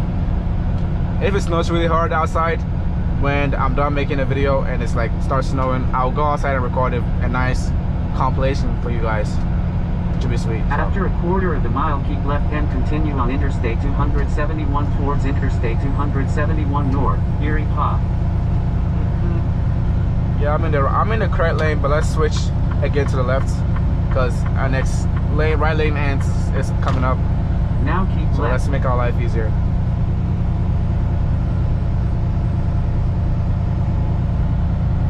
After 5.5 miles, keep left. But so far so good. I haven't seen any snow. Even though I low-key want snow. It's such a condescending thing to say as a truck driver. I mean that's what I think it is, but I love snow. I like to see snow. I like to drive in snow. I just want to get my snow experience. I know how just a car feels like when you're driving in snow, but I haven't got the for real experience what a semi truck feels like when you're driving in snow. I know it's not fun or whatever, but last time it snowed while I was driving a semi was a week and a half ago, and it wasn't like snow on the road. It was flurries or whatever you want to call it, basically. So I want some quality snow where I'm actually, you know, the traction is cutting out and I can feel the power and know what I'm doing or whatever. I just want to get a feel for the semi and the trailer when it's snowing, basically, because it's kind of weird. So because if you're a truck driver, I think you probably know what I'm talking about, but whenever you get used to driving a semi, right, the truck, you can feel the trailers. You build up this sixth sense.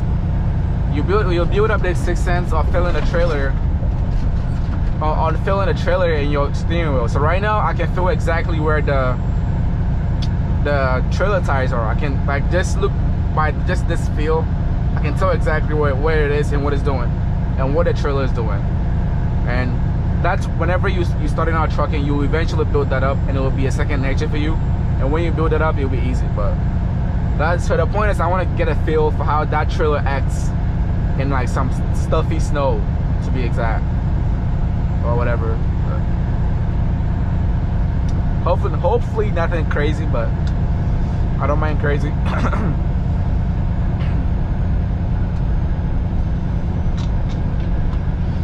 Oh, I took that back. We haven't been cruising a lot today. We've been at 12th gear for the whole ride. The truck I do want though is the 2023 Kenworth. Yeah, the 2023 Kenworth T680. Oh, it's beautiful, man. Like if you've seen that, if you don't know what it looks like, look it up. The 2023 Kenworth T680. Like it looks so aggressive. It looks like it's some sort of transformer. Like it looks so aggressive and futuristic. I absolutely love it. That's why I low-key want, I'm not gonna lie. If I had a choice, I mean this one has like 100k miles on it, I'm not gonna lie. 186,000 miles. There you go. Whew. Jeez. Yo, these landing gears today are really fighting me. You know what? I'm not gonna pull it all the way to the top because I'm just dropping this trailer real quick.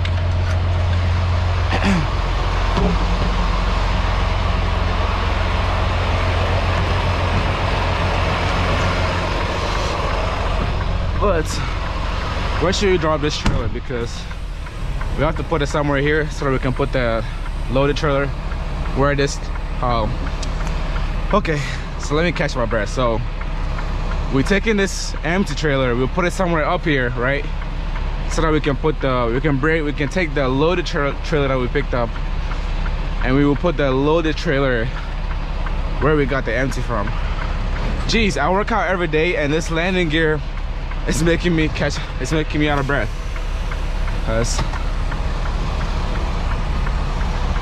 Alright. All good, all good. Smooth. What the heck was that?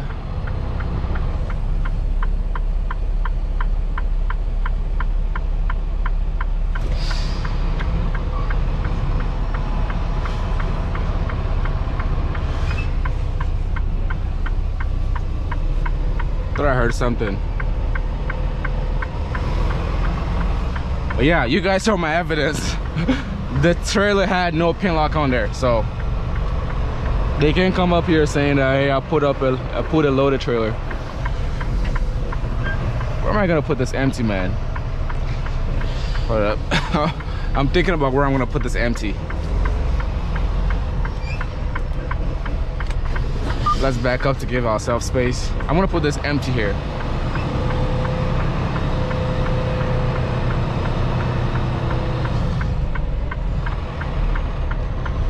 I just need a more turning angle.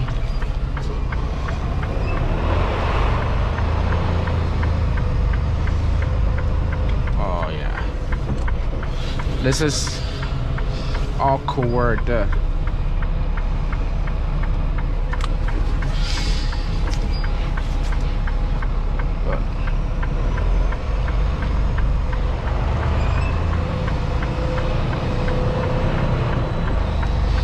Let's put this loaded trailer right here.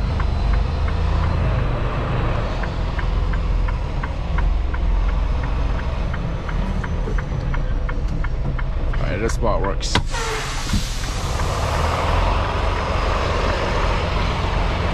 I gotta check to see if it's empty because I heard some weird noise when I was pulling it.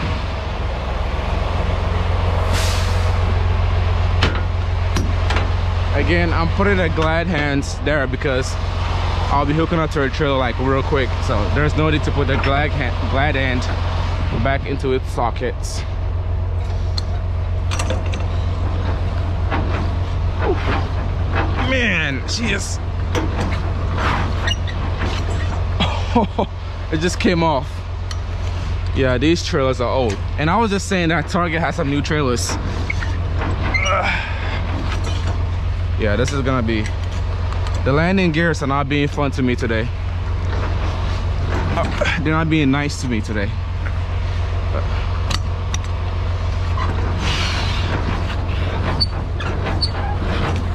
There you go. All right, now let's check the trailer. I heard some weird noise when I was pulling it.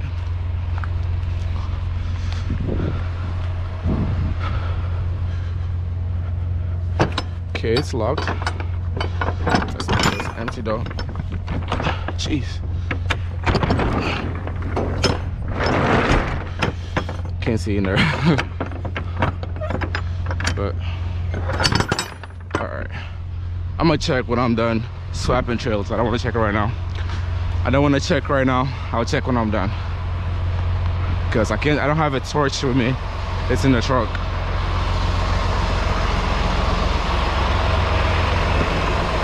All right, let's drop this trailer and pick up the loaded trailer we got.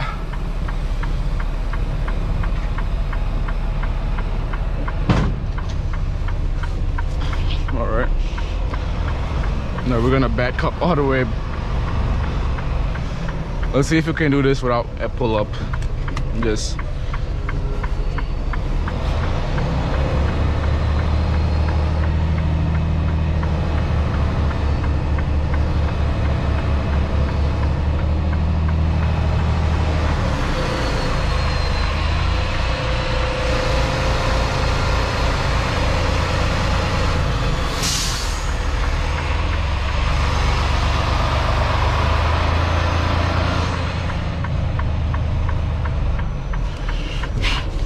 I don't want to hit that fire extinguisher. But this is where we're putting that loaded trailer, where that empty, where that open bay is. Let's see if we can get this without a pull up. We might be able to. Oh, we will.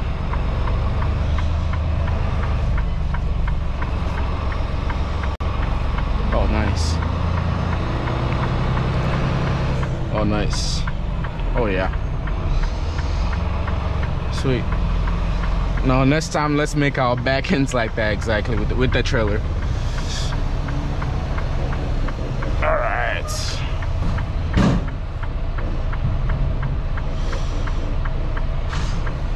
The trailer had to move a bit, so we weren't as aligned as we thought we was, but we still got it in.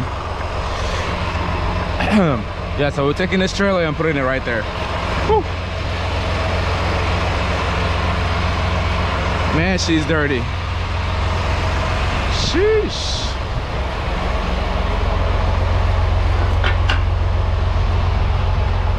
That's how you know we're putting her to work.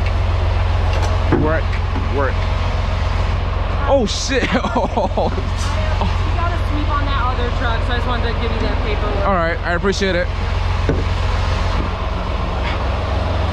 Man, she scared the shit out of me.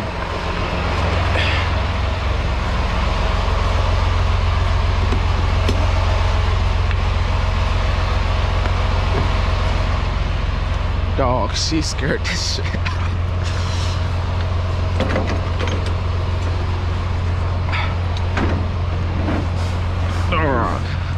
Bro, she's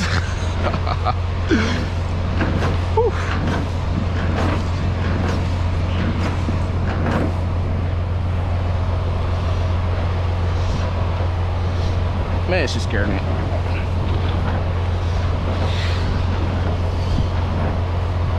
All right.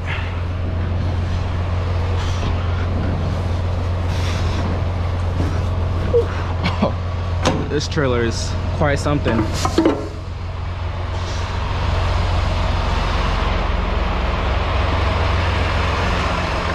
But yeah, like I was saying, so that trailer is loaded. So we gotta put this on there. But first, let's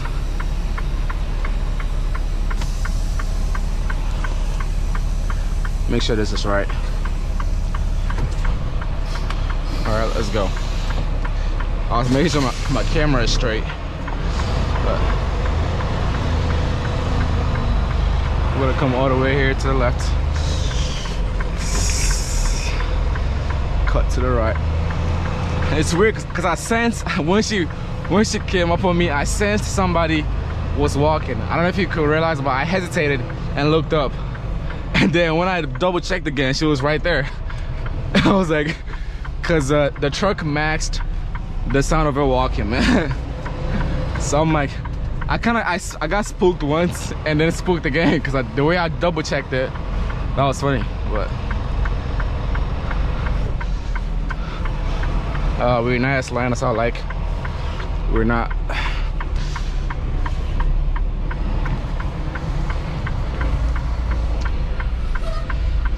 She was caught off guard by the GoPro though. She was like, is he recording? But what's up with this pavement? Why is it sideways? It was never like this. But this back end, we gotta be perfect. And we're not right now. So, is it a trailer tire? Or the pavement is not straight as it used to be? I mean, you guys haven't been here with me before, but I've been here and it used to be an easy back. But I was in there, but I want the trailer to be more closer to the wall. Like I want it more to the left than here. Just keep coming. I gotta add more. Then we gotta crank it back. I'm gonna have to do a pull up. Come on, keep going. There you go. That's how I like it. No, we gotta straighten her out. Come on. Oh yes. Never mind. No pull-ups. No pull-ups. No pull-ups. Actually, yeah, we have to do a pull-up. I'm being a perfectionist right now, so excuse that. But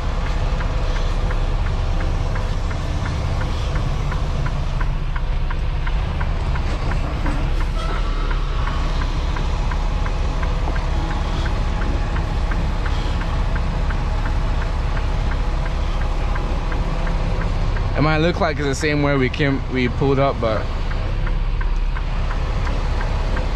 I'm just making sure everything is like, there you go.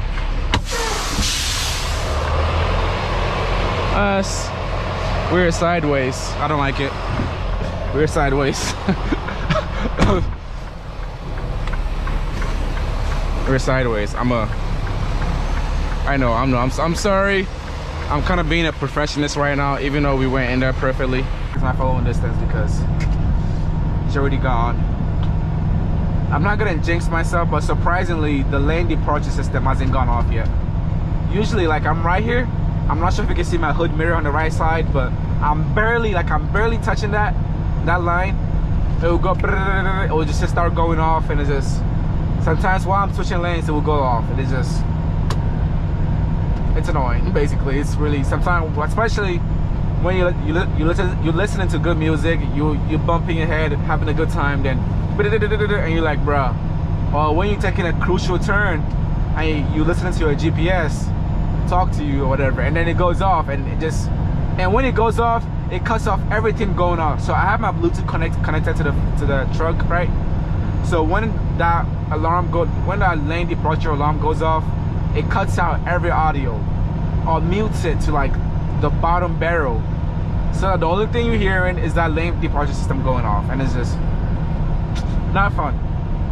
Not fun at all. But it sucks sometimes because on this route, on my dedicated account, on this route, I'm always going through construction zones, specifically Pennsylvania. For some reason, can someone tell me why Pennsylvania has a construction zone at one specific spot going on for almost 10 years now?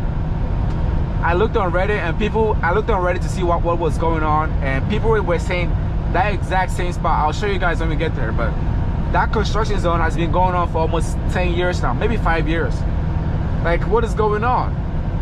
And it's just going through that construction zone with multiple marks on the ground. Excuse me, the system picks it up, the radar and camera picks it up, and thinks you crossing over the lanes, and it likes to just blow your ears out and just make weird noises or whatever. But it gets annoying sometimes, but we chilling. It actually snowed here a lot, apparently, like 3 days ago, but it barely snowed yet. Man, yesterday was, oh man, it's crazy how I actually lived through that. It was cold, like 16 degrees, and it was weird too, because whenever I would step outside, right, in the middle of the night yesterday, it wasn't as cold outside as it was cold in my truck. Like the second I gave my sleeper, whoo, it's like somebody turned on the freezer. It's absolutely just freezing in there. I had 2 sweaters on, maybe 3 actually. I had 2 pants on. I was warm, but my toes were freaking freezing. Like, it was just, I don't know how, but my toes were just, I'm not sure if I doubled up on socks. I think I doubled up on socks, but it wasn't helping. They did give me an option to go into a hotel. They were like, hey, we can assign you a hotel if it's really cold. Man, for some reason I said no. For some reason I said no, I'm good. I'm actually glad I said no, because if I did say yes for the hotel, and then I have to Uber back to the terminal, and then I have to get in contact with the shop to jumpstart my truck. And the shop starts at 6 a.m. But since I stayed in my truck, right, I was able to be the first in line to get whatever I needed to be done on my truck or whatever.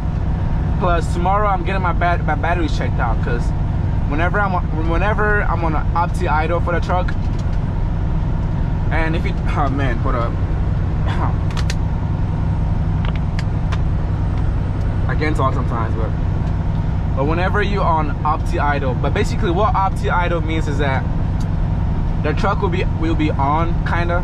It won't be idling, but the truck will be on. You can use your inverter, you can use a microwave or whatever, but whenever the battery gets low in the truck will automatically turns on and charge your battery for you, so your battery doesn't die, right? But yesterday, for some reason, so here's the thing. For yesterday, right, I was just on my MacBook. I was on my MacBook, chilling, watching F1 on my Mac, right? So I was thinking, okay, I'm not doing anything, so let me turn off the truck, right? So that the truck is not just randomly turning on and idling, because I was low on fuel and there's no reason to use the battery, right? So I'm thinking, okay, I'll just turn off the truck, easy, right? What I forgot was that I had my extension cord plugged into the inverter. So even though the truck was off, it was eating away my battery. It was eating away my battery. And whenever the battery gets really low with the inverter on, the inverter beeps really loud. And when I heard that sound, I came ready to start the truck, and I checked my volts, and it was at 10 volts. That's when I knew I messed up. But I kind of went off topic, but that's what opti idle is. It kind of just lets you know, it automatically charges your truck for you and idles your truck. Plus there's something called interior comfort mode, where when you have opti idle on, it if you want heat or cold or whatever, it does the job for you. But yeah, so yesterday that's what it was. But I'm gonna get my battery checked out because there's been this weird I wouldn't say a rotten egg smell, but like this weird chemical smell that whenever I open my fridge, I don't smell it immediately, but like 3-5 seconds later, the smell will just blow up on my nose. It's this weird smell. I can't put my hand on it, but I can't really define it or whatever, but it's been bothering me lately. So I have a, what's it called? Oh shoot, now that I think about it, oh, I just remembered. So like I said earlier, I'm getting my battery service for tomorrow, but I won't be in Columbus tomorrow. I'll be in New York, because when I deliver this load, I'll go to the nearest rest stop and sleep and come back. You know what, I think I'll make it tomorrow. Yeah, I'll make it tomorrow. Yeah, I can still make it tomorrow, but it would have to be around 6. Yeah, I gotta see. I will make it tomorrow, because it's New York, it's a 6-hour, 5-hour drive. So when I get to New York, I'll drop my load and I'll drive 3 hours or whatever to the nearest rest stop, because I can't drive on my full 11, 5 hours there and 5 hours back. That's 10 hours, right? Even though I have an 11-hour clock, that 1 hour I have to make sure I'm safe with that 1 hour, and it won't be sufficient enough to, like, what's it called, dude, you have a challenge, just speed up, come on. I don't have to slow down for you. But yeah, so I'll drive to New York, deliver my load, park at a rest stop, and in the morning I'll drive back. So I will make it in time. If I don't make it in time and they call me, look at this guy, I gotta change lanes for him, like, come on. But if tomorrow they call me and they're like, hey, where you at, you supposed to come in for service, I'll let them know that, hey, I'm like an hour away or whatever, so give me a break, I'll be there in like an hour. So yeah. But I also bought something called interrupted battery, APC. That's what I bought. And so whenever I'm gaming on my laptop, on my Xbox, whenever I'm gaming on my Xbox with Opti idle on to make sure I don't kill the battery, whenever the truck turns on automatically, it turns everything off on my Xbox. So I could be in the middle of a game at crucial points, I'm on a Q streak, I'm playing F1, I'm about to do an overtake, and then the second the truck starts, everything shuts off. Like, bruh, like, so I bought an APC. like there's been some times where I'm like, oh my god, no, come on. So I bought an APC where I can still, it's basically like an APU to be exact, not an APU, but I can still play the games without the truck. Whenever the truck turns on, it won't turn off my game basically. But also for Wi-Fi, I'm using what's it called? I'm using T-Mobile hotspots, 100 gigabytes a month. That's what I'm using for my Wi-Fi. It's been solid. It's like $50 a month. Excuse me, but that's what I'm using for my Wi-Fi, and it's pretty fast. It's 5G, so if you are a camper going somewhere, use it. But don't tell them that you're gonna be a truck driver using it going everywhere. Tell them you're gonna be using it at your home or whatever, and whenever you get it, put it in your truck or whatever. But don't tell them that you're using it for your truck or whatever, because they might deny you. I don't know, but yeah. We saw 333 earlier, now we see 555.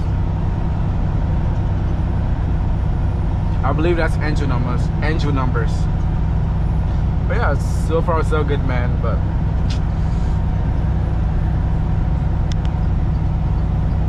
so it's practically brand new in terms of trucks, like I said earlier. So if I can get my hand on those Kenworth T680, specifically the 2023 one, I'll be an extra happy man. No bap. And those are 5G towers up there. I don't know, that was random. I just decided to point it out. But it's getting dark right now, so ooh, look at those dark clouds up there. So maybe there is some snow coming up. But it is getting a bit dark right now. I'm not sure if I just... After 2 miles, keep left.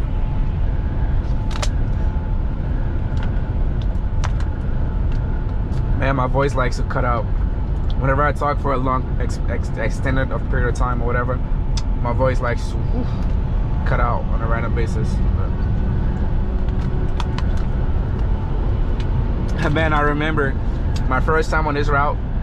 I nearly took this because I'm thinking, wait, it's somewhere to go around here, but there's this lane right here. But what I realized is that you can actually go here and still be on the same path, I think. But I like to stick with here because that's what the GPS is telling me. Even though you shouldn't always follow your GPS. This is something I learned really hard. Don't always follow your GPS. Just follow your GPS, but make sure you can see where exactly you're going. After 1 mile, keep left. And you're reading the signs if you get into truck. And also, if I haven't mentioned this earlier, if you want any questions about mega carriers, specifically Swift, let me know about it in the comments and I'll make a video about it. I'm open to making a lot of videos. And also how should I put it? If you guys want me to just be driving without any commentary, just driving, let me know. If you guys like the commentary in the comment section, let me know. If you like me just driving, no commentary, just robotic type shit, let me know, and I will, you know, and I will specifically adjust to that. So yeah, it feels like we're in New York right now, but we are not. Nowhere in New York. We haven't even exited Ohio. Mile, keep left and continue on Interstate 271. We haven't even exited Ohio according to my GPS. So it is getting darker and darker. I wonder how the quality is. Now keep left. I'm gonna make sure my GPS is straight before I look at the preview or the point of view. Oh, 83 miles. Sheesh. Follow the highway. We're gonna be on this route for 83 miles. So let's look at the quick app and see. Can I look at the preview? Nope, I can't look at the preview, so that's a bummer. But yeah, that kind of sucks, but hopefully it's not too dark for you guys or whatever. But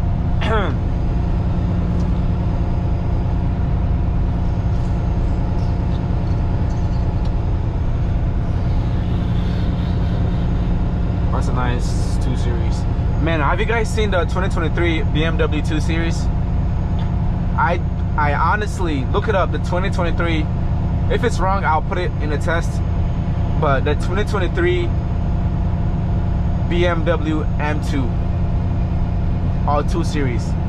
What was BMW thinking, man? That car is, in my opinion, it's fudgely. Like it's not pretty at all, man. It is just it gives me ricey, like it gives me ricey type vibes, like a Supra, not even a Supra. They just mess it up, man.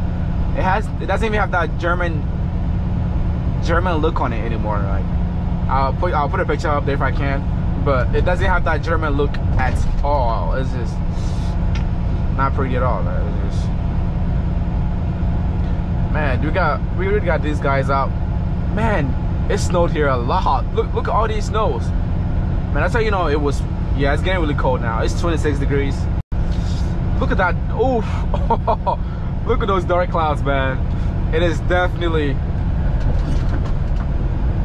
snowing. It's snowing a couple of inches here. Look, the guys have pretty much paved it away, but let me cut the heat on, man, because the temperature is dropping and dropping. My windshield is cold. It's cold. Also, is this a New Jersey thing? I know we're not in New Jersey, but when I previously delivered at New Jersey, New York, there was a lot of white BMWs, like a lot of white BMWs. Is it a New Jersey thing? If that is, that's pretty awesome. I'm more of a Mercedes guy because, you know, I watch F1 and my favorite team is Mercedes AMG Petronas.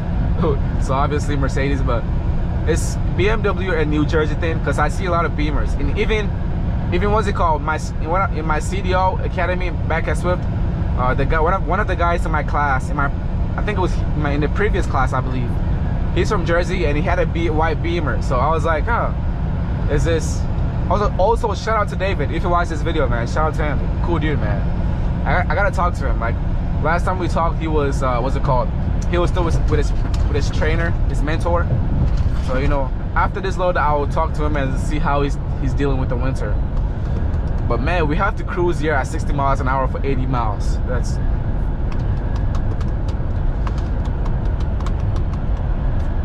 But yeah, oh man, it definitely snowed here heavily.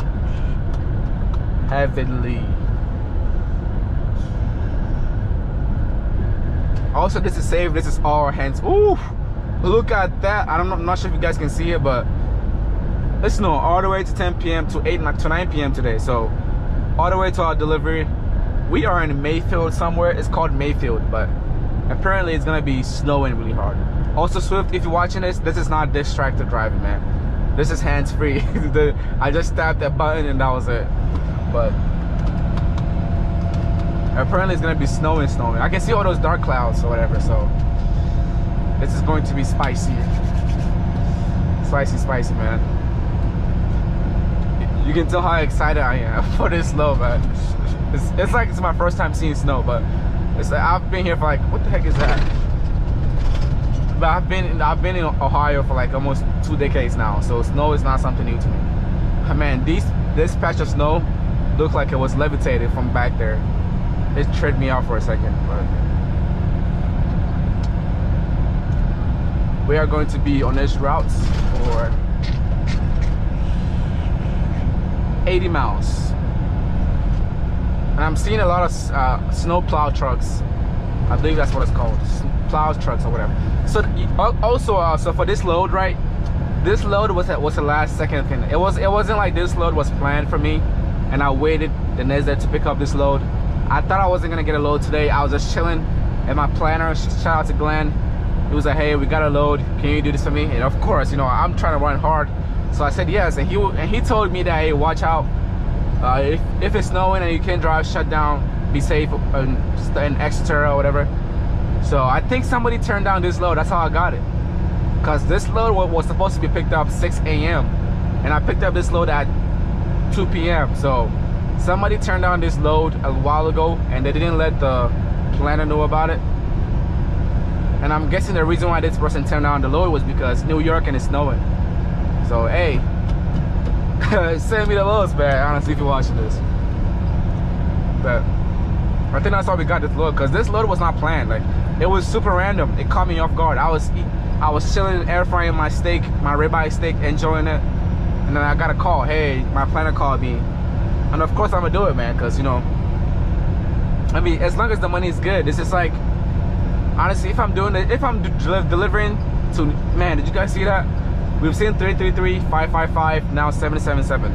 But honestly, if I'm delivering to New York 3 days a week, like, that's a lot of money, man. Like, I might have to let them know, like, hey, if you got any New York deliveries this winter, like 3 days a week, man, that's a lot of, that would gross me to at least 2,600 miles a week, and that will put my paycheck around like 1,800. So like, because I haven't taken home after taxes. So after taxes, I haven't brought home 1K yet, only 900 and above.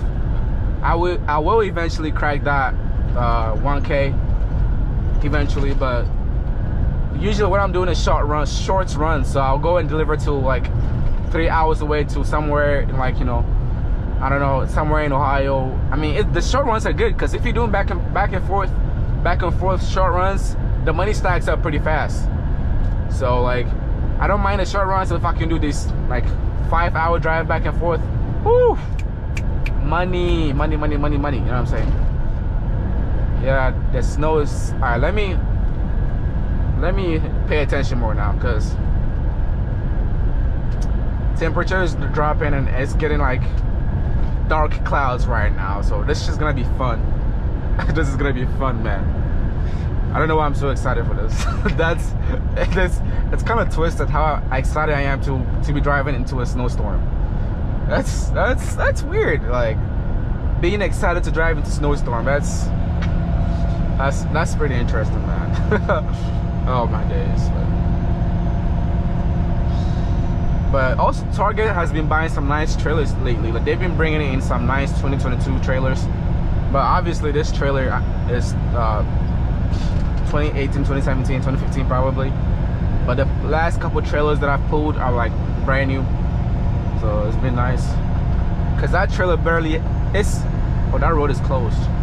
But that trail, this trail that I'm pulling right now, it doesn't have as much thread as I would like on it. Even though it's in good condition, the tires and the trailer tires are in good condition, the thread on it is not as brand new as I would like it. I'm gonna have to switch a lane again. Let's see if this car will let me. Nope, he's not gonna let me, so I have to wait.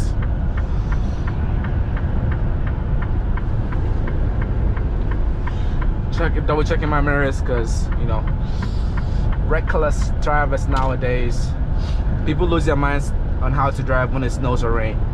But man, what was I even talking about? I forgot what I was talking about.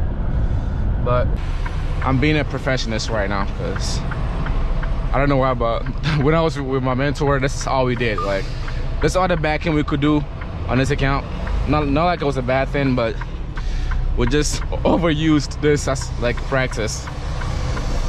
So this is exactly how I want it. I want it to be straight on this side. I don't care how squiggly it is there, but it has to be straight. Yeah, this is way better.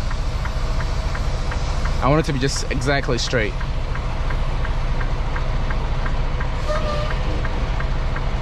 There you go. I'll show you guys what I'm talking about. You see how straight it is now? Maybe on camera it might look the same, but man, she spooked me. Whew.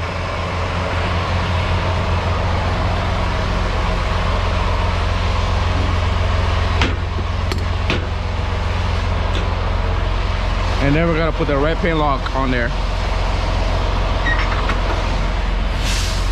And we gotta deal with this.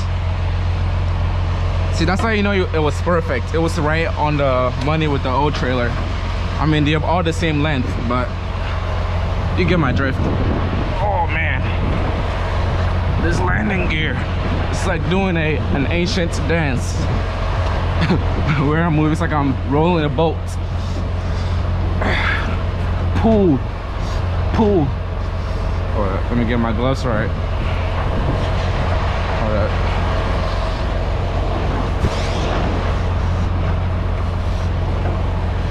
I wonder if we get workers' comp. If we mess up your shoulder doing this, we get paid. Oh, come on.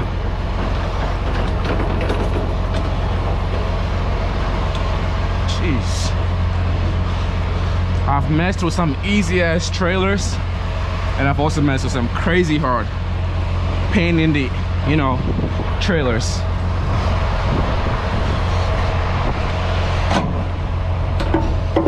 Whew. All right.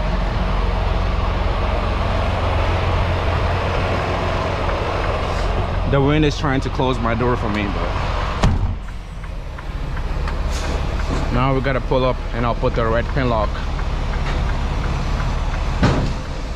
on there.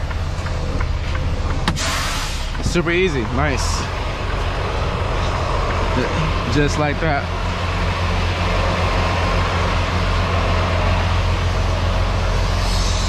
All right, you see how perfect it is? I want to just right. The last time it was like right here. Now this is just, all right. Now we gotta get the red pin lock and put it on there so that nobody can steal it, or somebody will pull it by accident when there's workers in there. Whew. All right.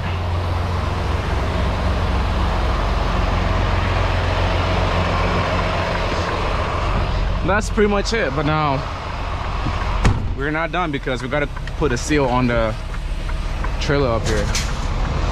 Usually it's not our job, but it is today. So we gotta put the seal. I'm gonna park right here so that I have lights. This will be in my eyes, but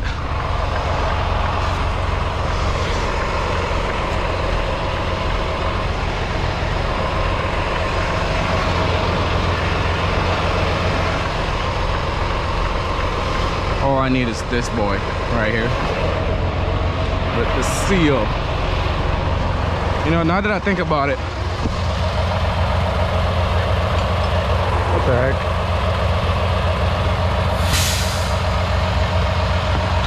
Whew.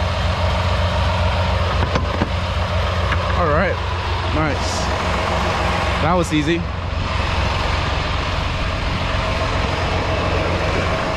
All right, now let's hook up to this empty, and that'll be it, man. Like, just like that.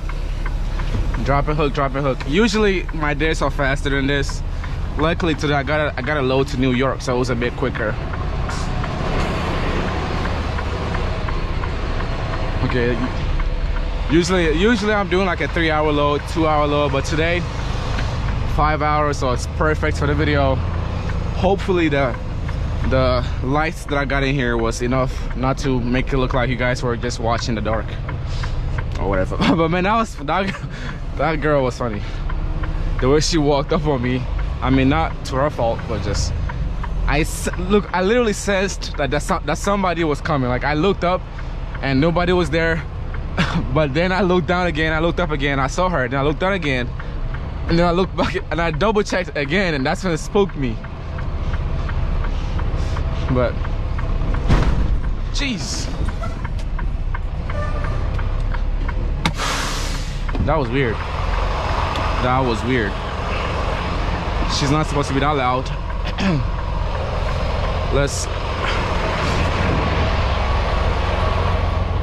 Of course, we gotta do that visual check. Make sure she's in. Yep, she's in. All right. Don't worry, we're not done. I gotta turn on this and hook up my Glad hand, my airlines and stuff. My Glad hand. Glad hand.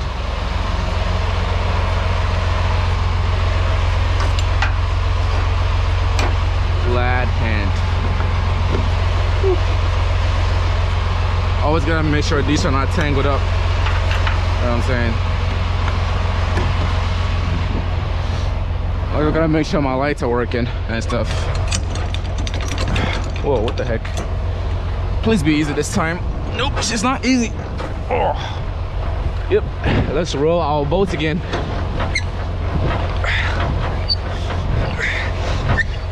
This is actually the easiest gear, and it looks like I have it on the hardest one.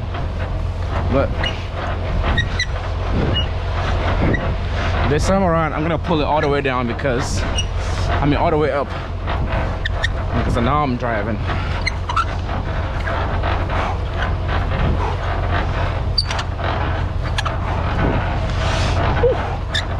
Man, there you go.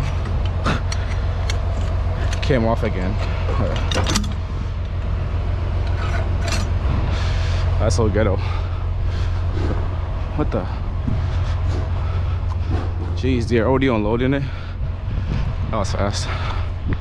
Anyways, yeah, our lights are working. Trailer lights are working. I'm gonna do my pre-trip on this trailer, but I really appreciate you guys watching. Man, this landing gear took me out of breath, but this is a nice end to the video, man. Thank you for watching this video. Like and subscribe.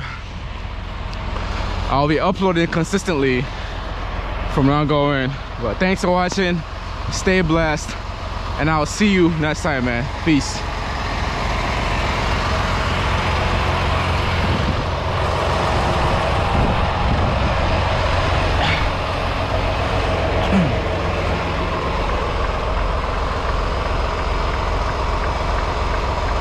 Like I was saying, last trailers that I pulled, no, I was talking about the trailer tire depth, the thread depth of the trailer tires. This trailer tire is okay, it's not bad, but it's not as juicy and puffy as I would like it. Oh, that sounded weird, but it's not as good as, it doesn't have a lot of depth as I would like. I gotta hop into this right lane right here, because I'm not going that fast. Man, look at this, if you can see it. Whoever is living up there, oh, that's a church, never mind. I was gonna say whoever's living up there is enjoying the views. But one thing I'm glad I'm not doing right now, right?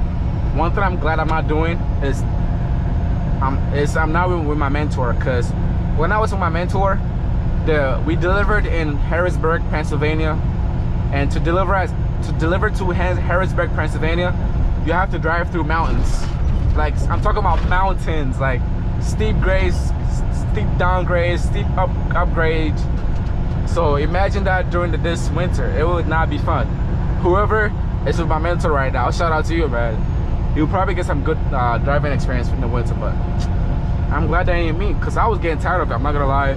I don't think we drove through Pennsylvania, or like where I was gonna show you guys. I was saying I was gonna show you guys the construction zone, but we never drove through there. But like when I was with my mentor, we drove through a lot of construction zones, and I'm telling you, I could barely use my cruise control. I could only use my cruise control for like 30 minutes of that 5-hour drive, and that's it.